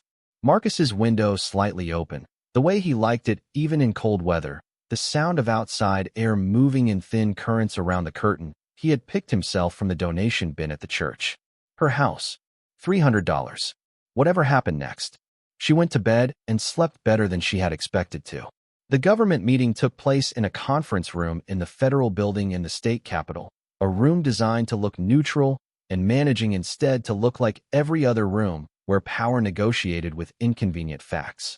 The chairs were padded leather. The table was long. There were 4 people on the government side. Raymond Okafor sat beside Darlene on hers, his notepad already open, his pen in hand.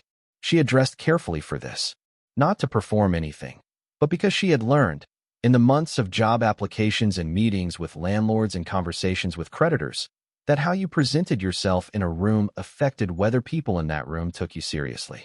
She wore the same clothes she had worn to court when she filed for emergency food assistance: dark slacks, a gray jacket that was 8 years old but well-maintained, the flat shoes that did not slip.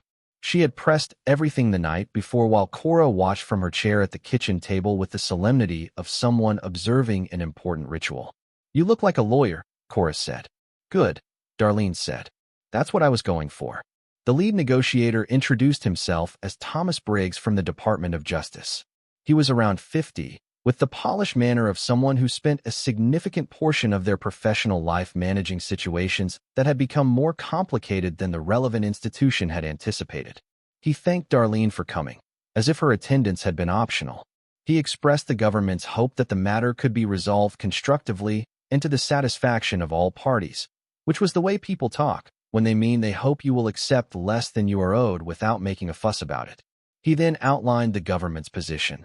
The assets were federal property that had never been formally alienated from government ownership, and the government's preference was a cooperative recovery that included appropriate recognition of her role in preserving the site.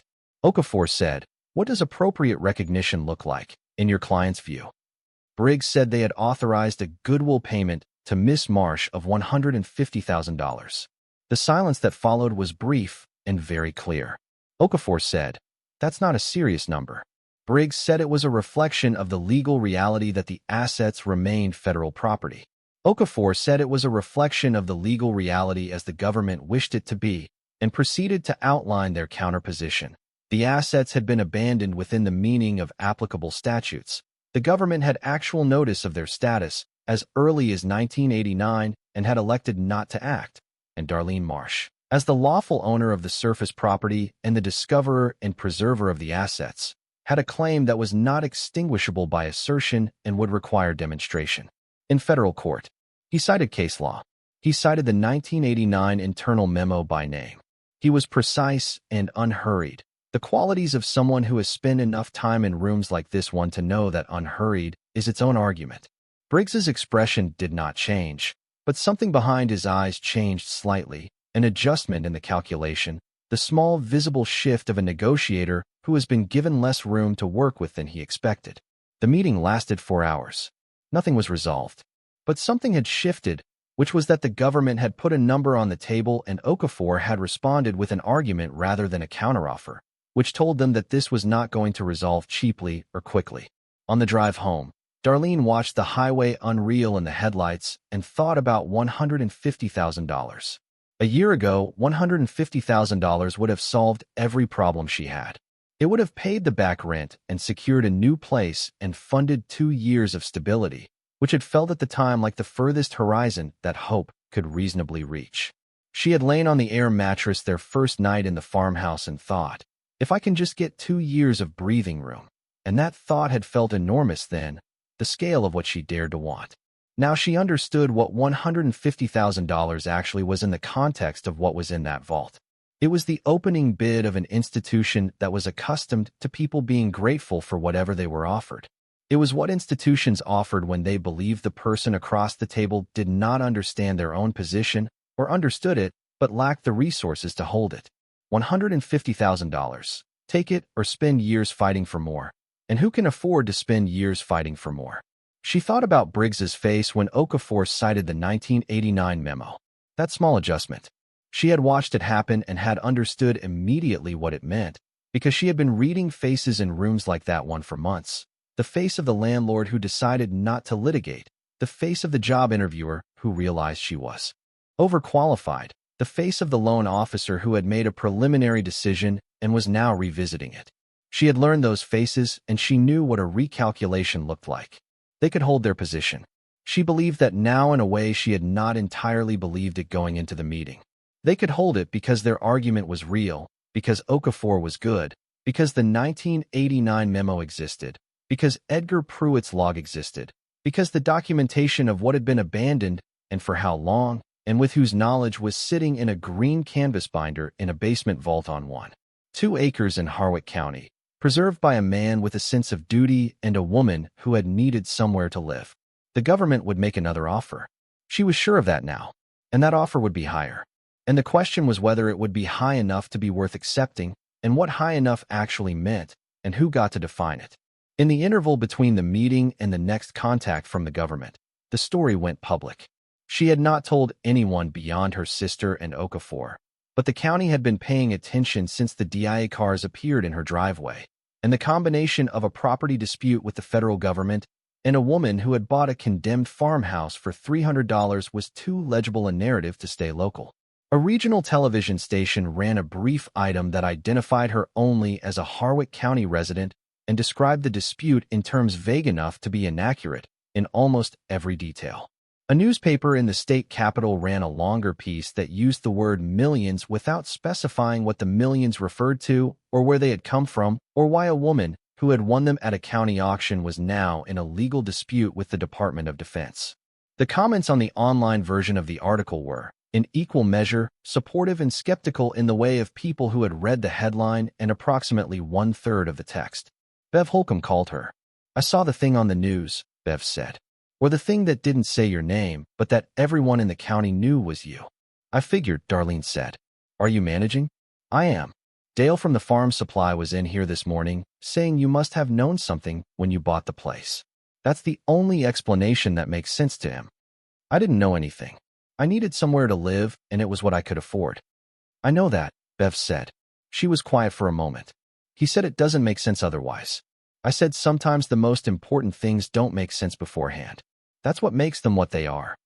Another pause. "Is there anything you need?" Darlene thought about it. "Not right now, but thank you for asking." She was not going to take $150,000. She was not entirely sure what she was going to take, but she understood, on the drive home from the government meeting, that the number had to be one that Edgar Pruett would have recognized as proportional. Not to his sacrifice, because nothing could be proportional to that, but to the fact of it. To the reality that a person had been faithful for 24 years to something that stopped being faithful to him, and that faithfulness had meant something, had preserved something, had led, in the end, to a single mother and her 2 children finding a place to live and a logbook and a vault in the dark. That story had a value. She intended to argue for it. The second offer arrived by certified mail on a Friday morning in late November, addressed to Raymond Okafor's office and forwarded to Darlene by email within the hour.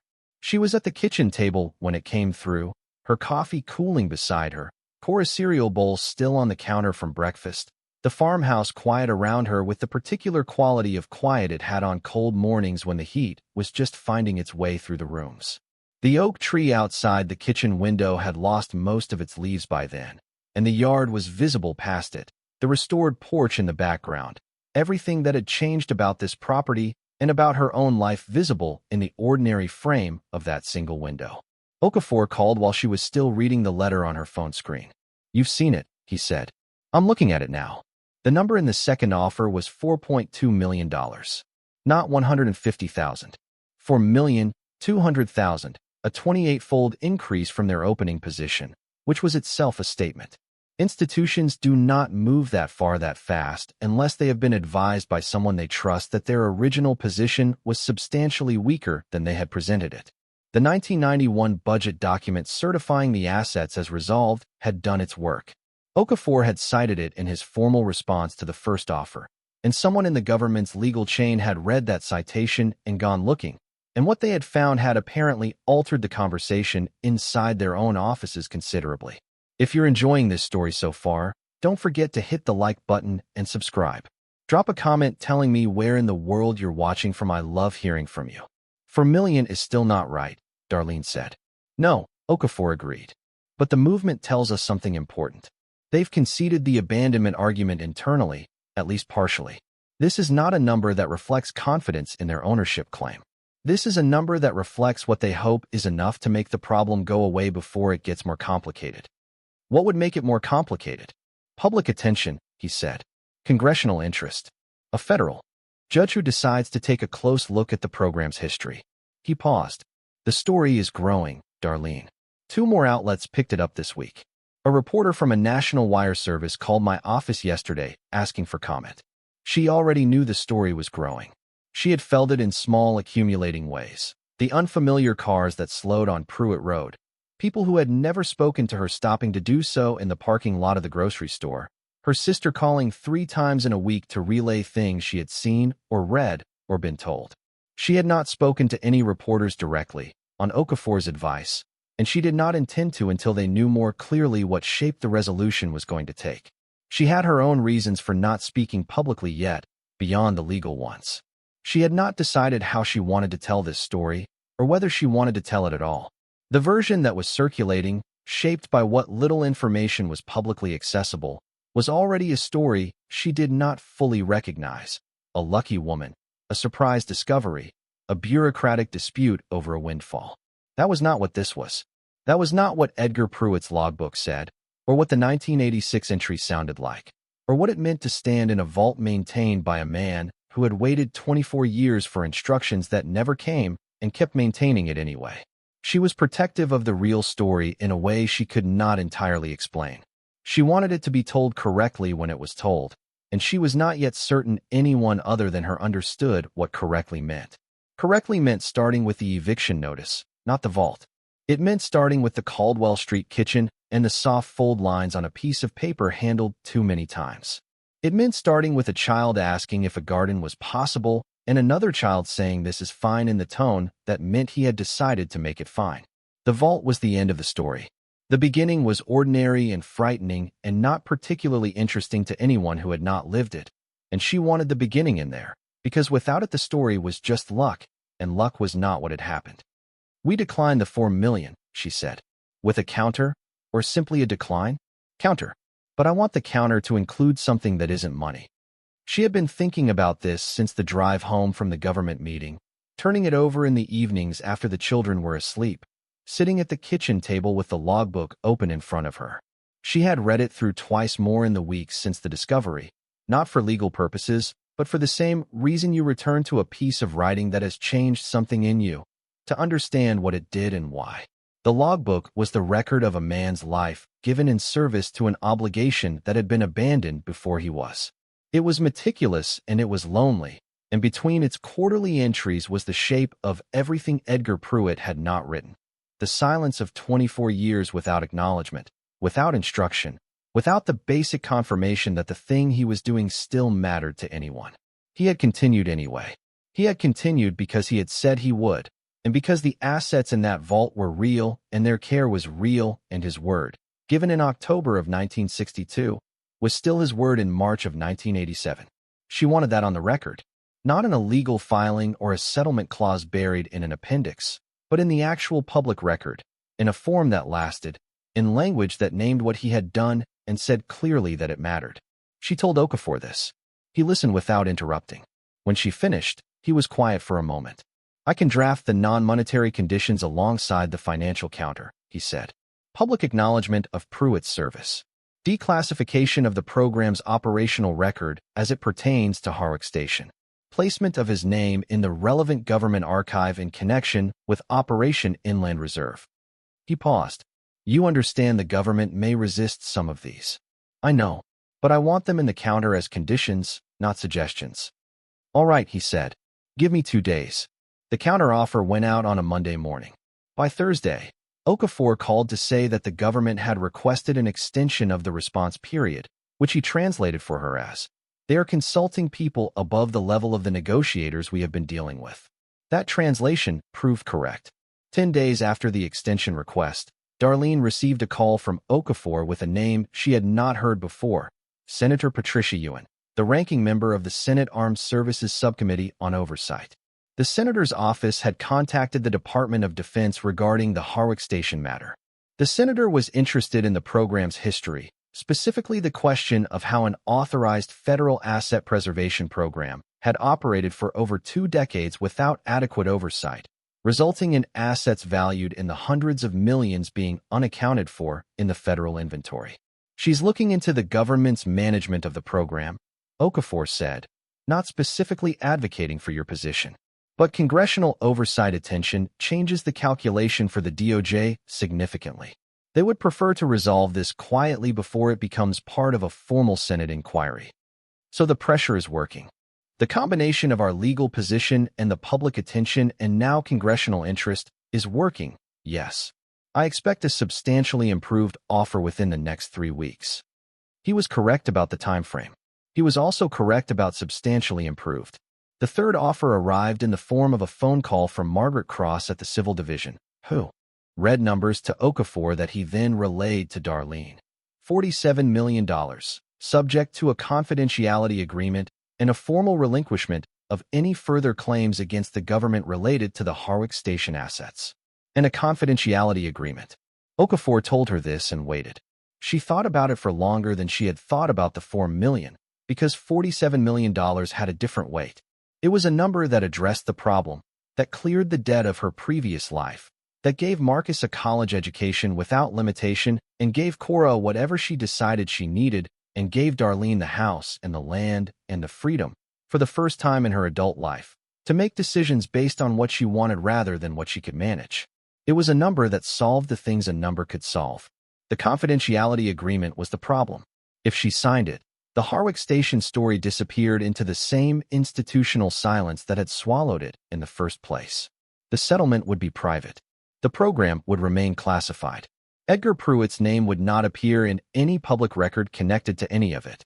The logbook, the maintenance entries, the 24 years of faithful service to a program that had stopped acknowledging his existence, would remain in the green canvas binder in the basement, legally the property of the government upon resolution of the dispute, and that would be the end of it. She called Okafor. The non-monetary conditions, she said. Are they in the offer? A pause. They are not. Then we don't have a deal. Another pause, longer. Darlene, $47 million. I know what $47 million is. The confidentiality agreement is standard in federal settlements of this type. It protects the government's equities in the classified program. I understand why they want it. I'm telling you I won't sign it. Not without the acknowledgement conditions. She could hear him choosing his words carefully on the other end of the line. He was a good lawyer, which meant he understood that his job was to get her the best possible outcome, and that sometimes the best possible outcome required setting something aside in order to gain something else. He was also, she had come to understand, a man with a sense of what things were worth beyond their market value. He had written down what she said about Edgar Pruett in his office that afternoon. He had drafted the non-monetary conditions without being told how to value them. If we reject the confidentiality agreement, he said, they may reduce the financial offer. They may return to litigation. We would be holding out for conditions they have not yet agreed to, at the cost of $47 million that is currently on the table. Yes, she said. And you want to hold? I want to hold. He was quiet for a moment. Then he said, all right, I'll go back to them. If you're hooked on this story, make sure to subscribe and turn on notifications so you never miss an upload. Your support means everything and helps me bring you more emotional stories like this one. The response from the government came 10 days later, and it was not a reduced offer or a return to litigation. It was a request for a meeting, and the meeting was different from the last one. Not in the federal building's conference room, but at the Department of Defense headquarters in Washington, involving people at a level that Okafor described, when he told her, as significantly above the civil division. She flew to Washington on a Tuesday in January, the first time she had been on an airplane in 11 years. She sat in a window seat and watched the ground fall away below and thought about Edgar Pruett's logbook. The man who had kept it had been a pilot. He had understood, in a specific and technical way, what it meant to trust a machine with your life, to climb into the sky on the basis of preparation and knowledge and controlled conditions. She was, she thought, doing something similar. She had prepared as well as she could. She had done the work. She was trusting the argument. The Capitol in January was gray and cold, the government buildings massive and indifferent in the way of permanent things. Okafor met her at the hotel the night before, and they went through the meeting preparation one final time over dinner, reviewing positions, clarifying what was negotiable and what was not. He seemed calm in the way she had come to recognize as his natural register in the days before something significant, contained, focused, the stillness of a person who has done the preparation and is now ready to let the preparation do its work. She slept better than she expected to and woke before the alarm with the particular clarity of a mind that has been working through something in the night and arrived at the morning with its conclusions already formed. The Department of Defense building was everything the conference room in the state capitol was not. The state capitol room had been trying to be neutral. This room was not trying to be anything. It was a room in a building where serious things had been decided for decades, and it had absorbed that weight into its walls and its carpeting and the air that moved through it, and it did not make apologies for any of it. The meeting at the Department of Defense lasted most of the day. There were 7 people in the room on the government side. A deputy assistant secretary who ran the meeting with the practiced efficiency of someone accustomed to managing situations that had become more complicated than the relevant institution had anticipated. 2 senior career attorneys whose job appeared to be ensuring that nothing said in the room created additional liability. A representative from the Defense Intelligence Agency who took notes and did not speak. A woman from the Treasury Department who sat at the far end of the table and intervened twice on questions related to the monetary valuation of the assets.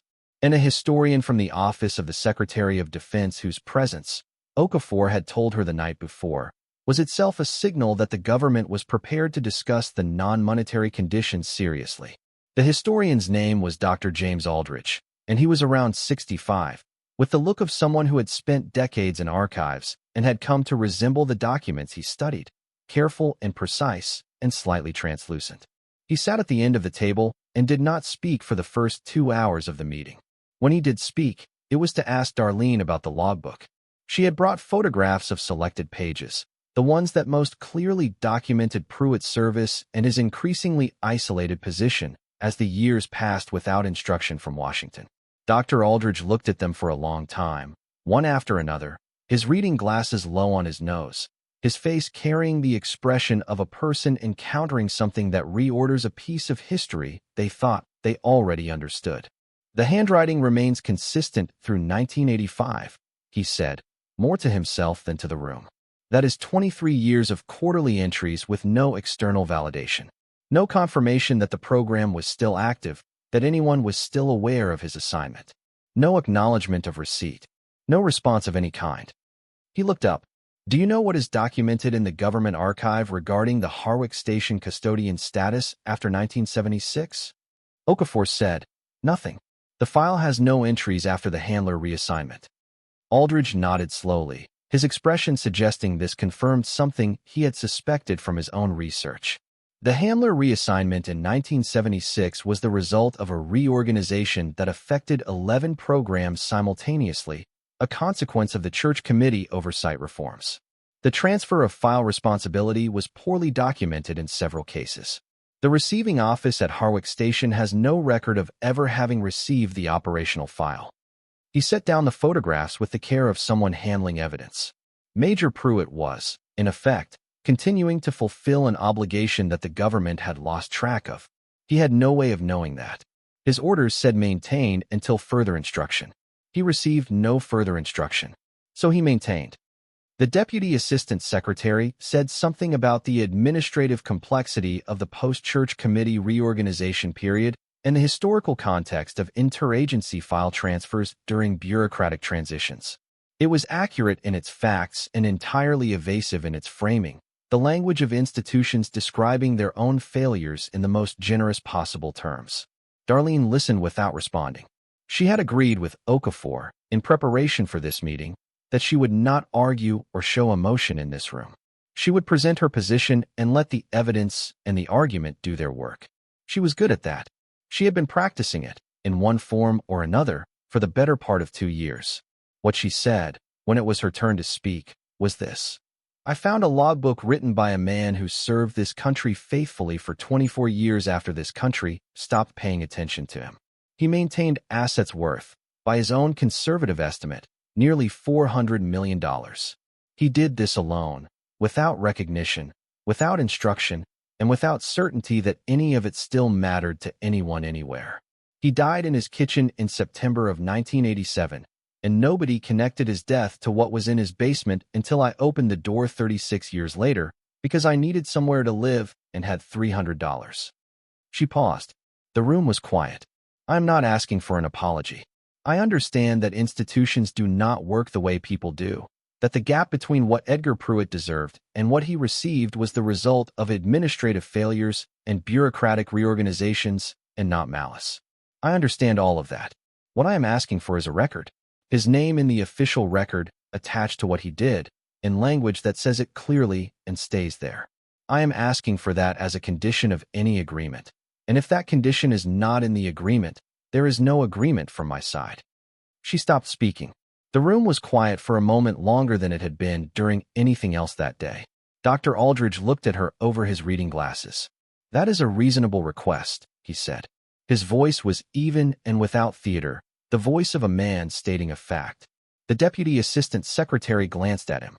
Something passed between them that Darlene read as the small, bureaucratic signal of a decision being confirmed rather than made, a thing already decided being acknowledged in public for the first time.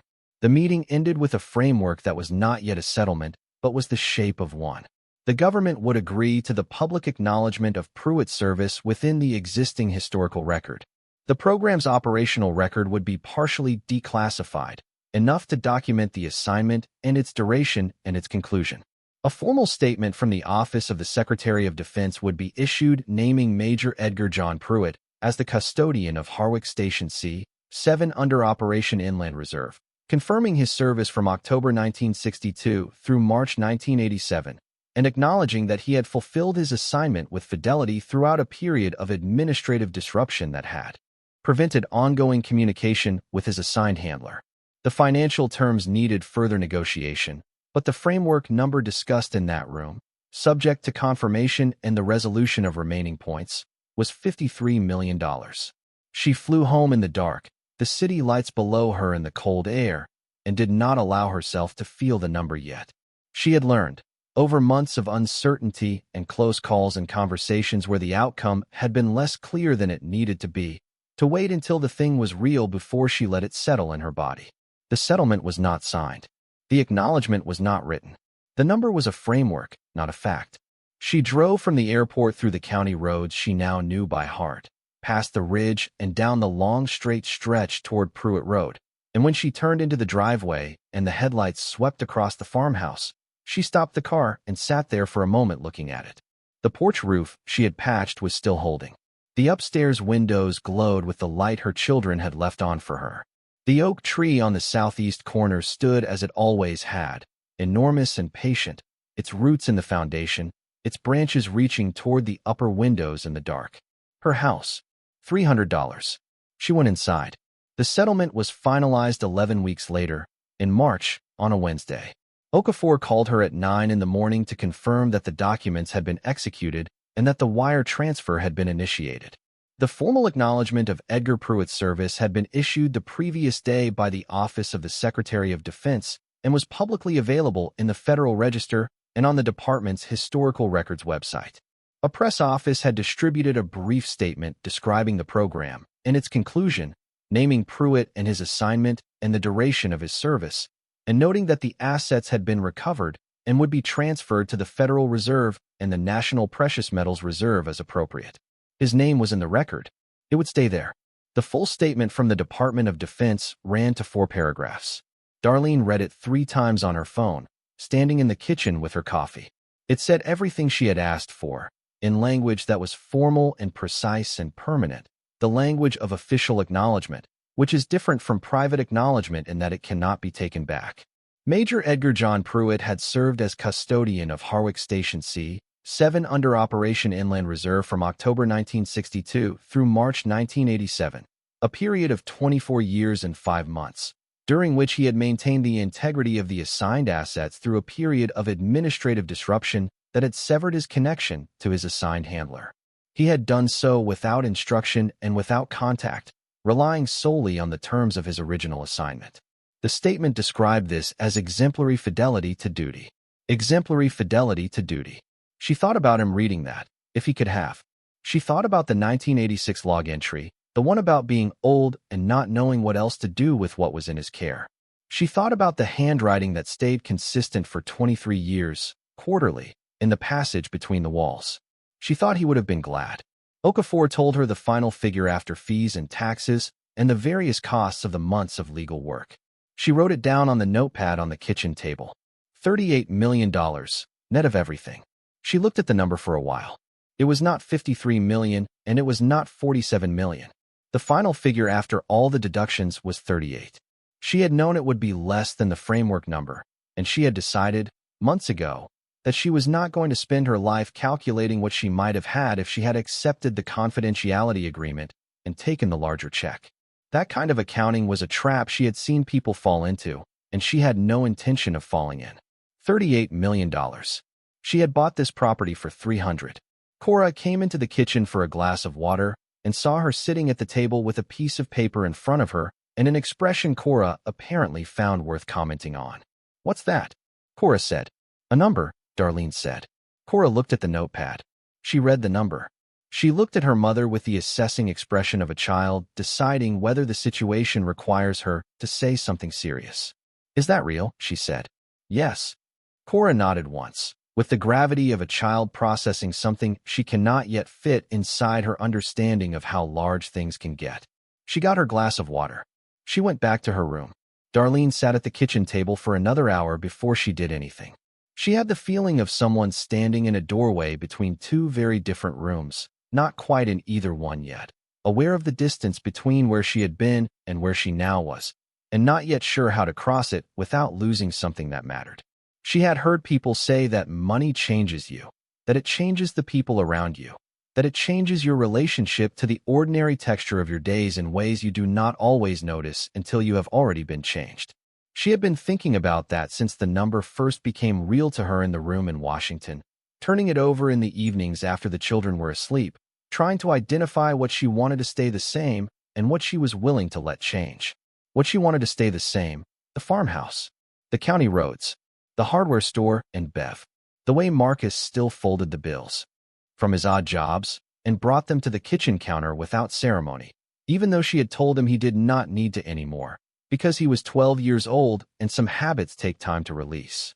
The way Cora conducted her days with the certainty of someone who has been told that things will work out and believes this entirely. The way the house sounded at night, its particular creaks and sequences, the sound of a structure that had been through a great deal and was still standing. What she was willing to let change, almost everything else. She called her sister. Her sister said, "Oh my God," 4 times, and then started crying, which made Darlene start crying, and they cried together on the phone for a while without saying much, which was the right thing to do and probably the only thing that was appropriate to the moment. She called Okafor and thanked him. He said what he had done was his job and that she had done the harder thing, which was hold the position. She sat with that for a while.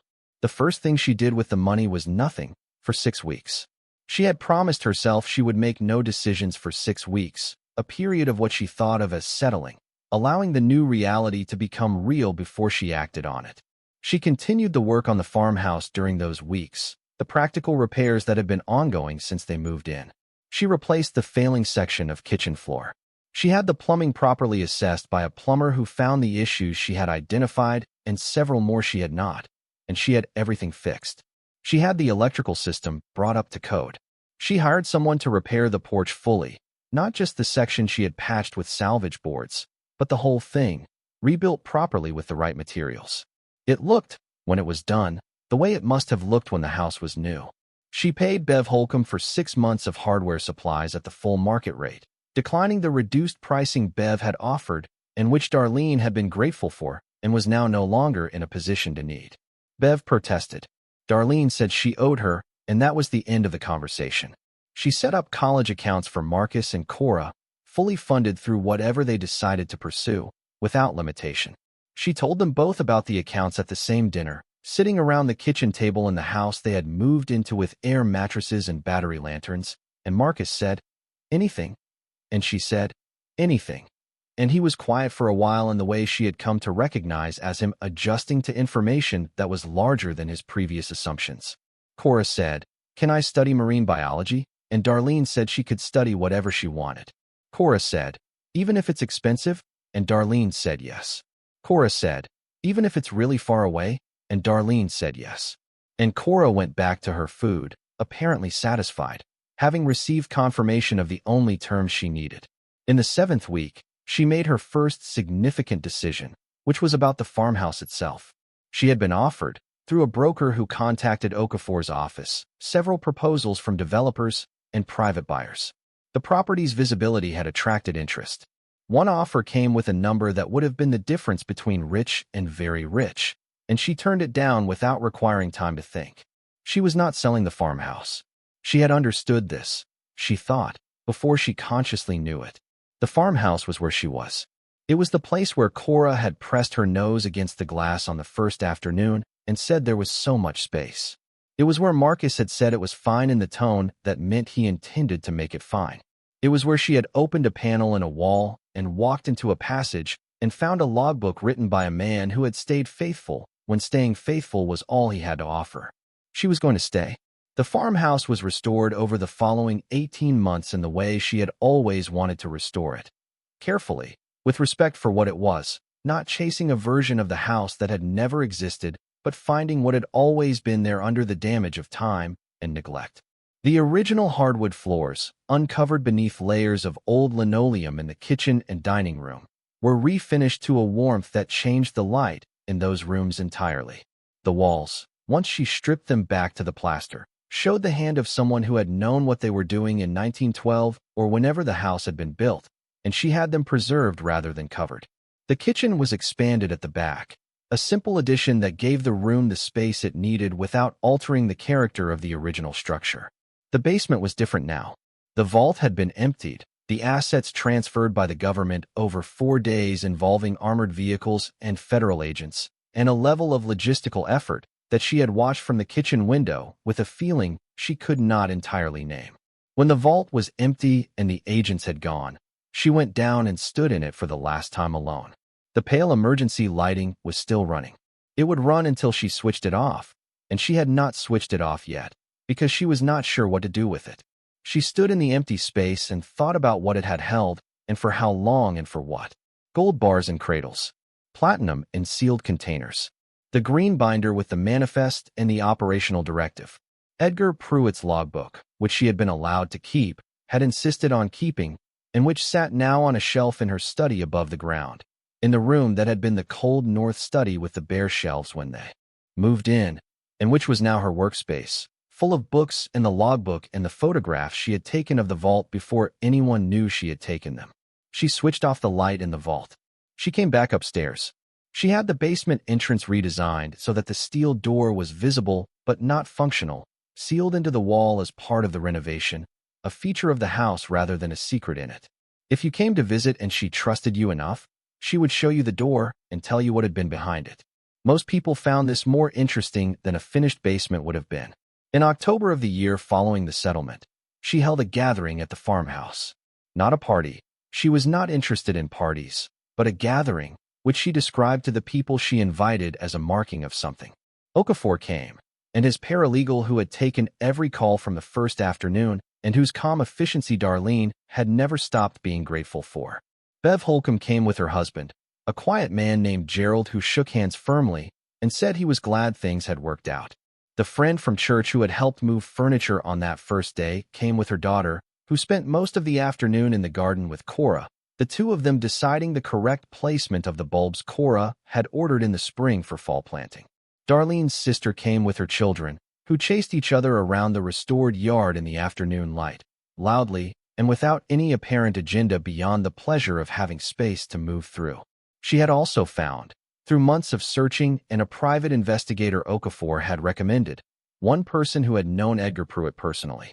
His name was Albert Monroe, and he was 81 years old and lived in a veterans community in Virginia, a comfortable place outside Alexandria with a porch and a dining room that served proper food and staff who knew his name and his preferences. He had served with Pruett in the early 1960s, not on the Inland Reserve assignment, which had been classified and would have been unknown to Monroe, but before it, in the period when they were both young officers in the same unit stationed in Germany.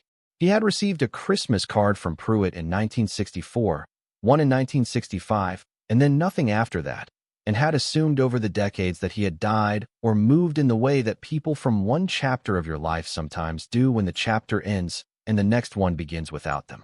Darlene had called him in August, having found him through the private investigator and confirmed through a conversation with his daughter that he was well enough and clear-minded enough to receive the call.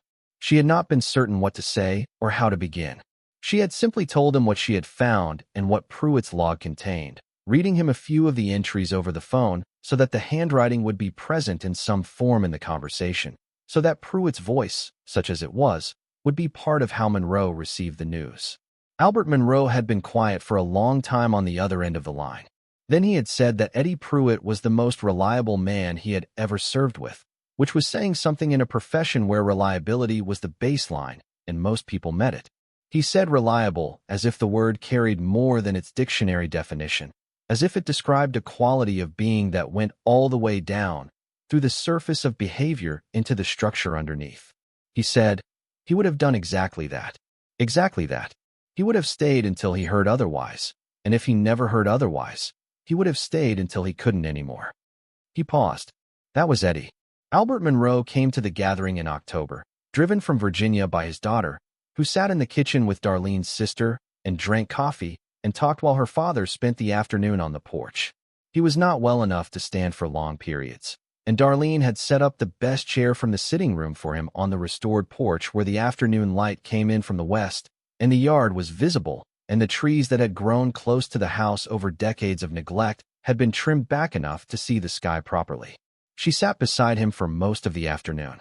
They talked about Pruett, about what Monroe remembered of him in Germany in 1961 and 1962, about a particular evening in a mess hall when Pruett had defused a situation between a junior officer and a senior one with a sentence so precise and well-timed that nobody involved fully understood what had happened until the next morning. About the way he could be trusted with anything and knew it without being arrogant about it, which was the rarer quality of the two. About the Christmas cards that had come for 2 years and then stopped.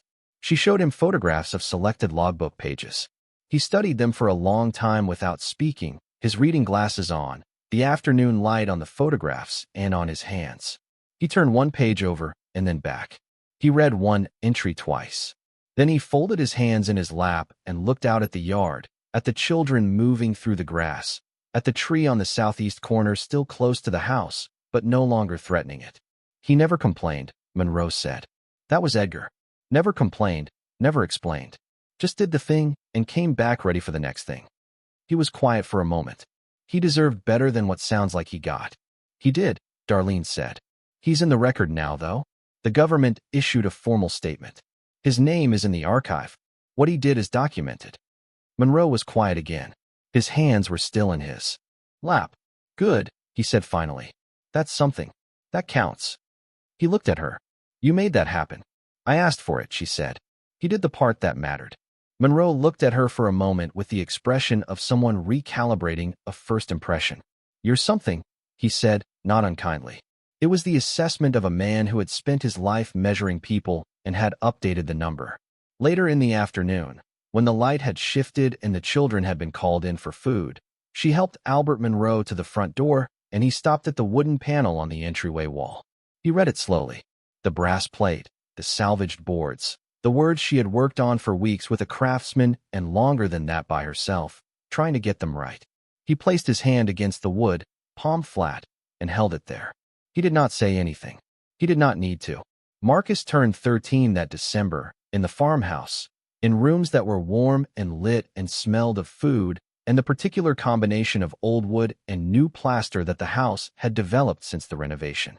He had a party with 4 friends from school, and they ran through the yard and argued about something loudly and ate too much and stayed too late, and Darlene listened to all of it from the kitchen and felt the ordinariness of it, the beautiful, unnoteworthy ordinariness of a child having a birthday in a house where he was safe. She thought sometimes about the Caldwell Street rental and the eviction notice and the morning she had stood at the kitchen counter reading it for the 6th time as if the words might change. She thought about the auction basement and the 12 people in folding chairs and the man in the fleece vest who had made a quiet comment when she raised her hand.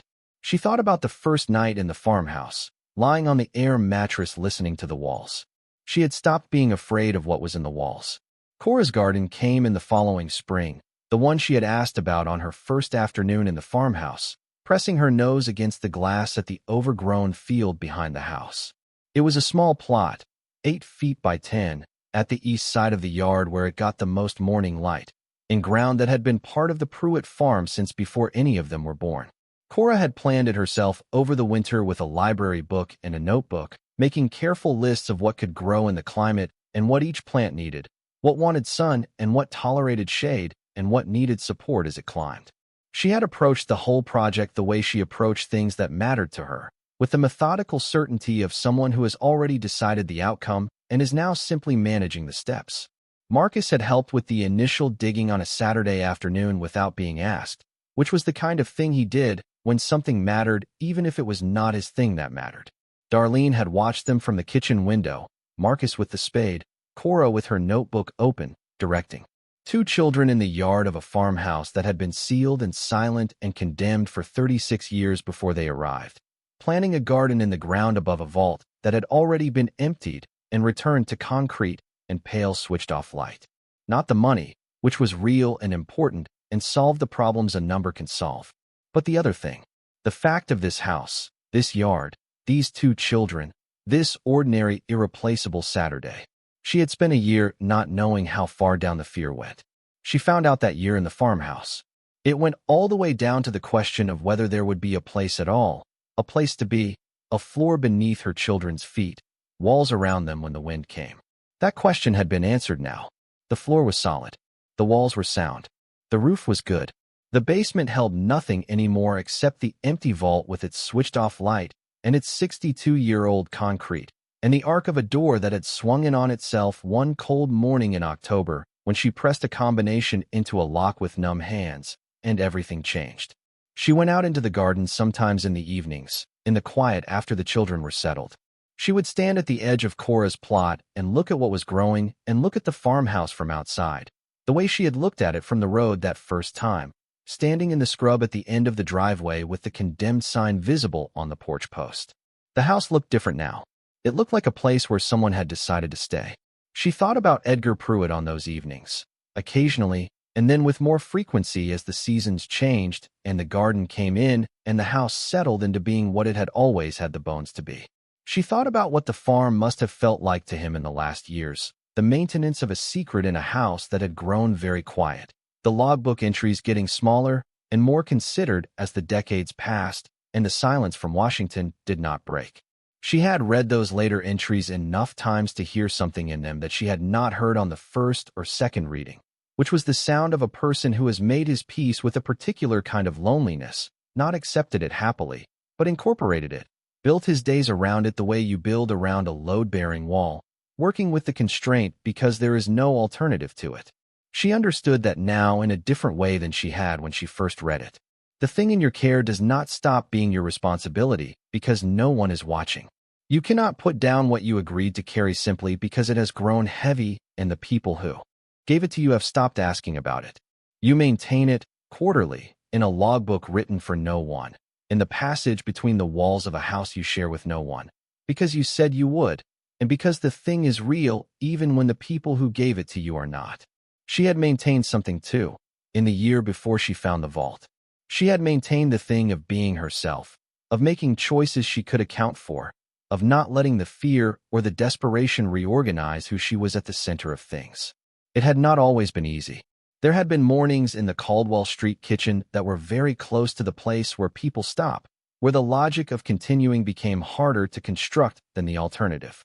She had been at that edge more than once, and she had not said anything to anyone about it, because saying it would have required someone to respond, and the responses available to her at the time were either worry or advice, and she did not need either. She had needed to get through the morning.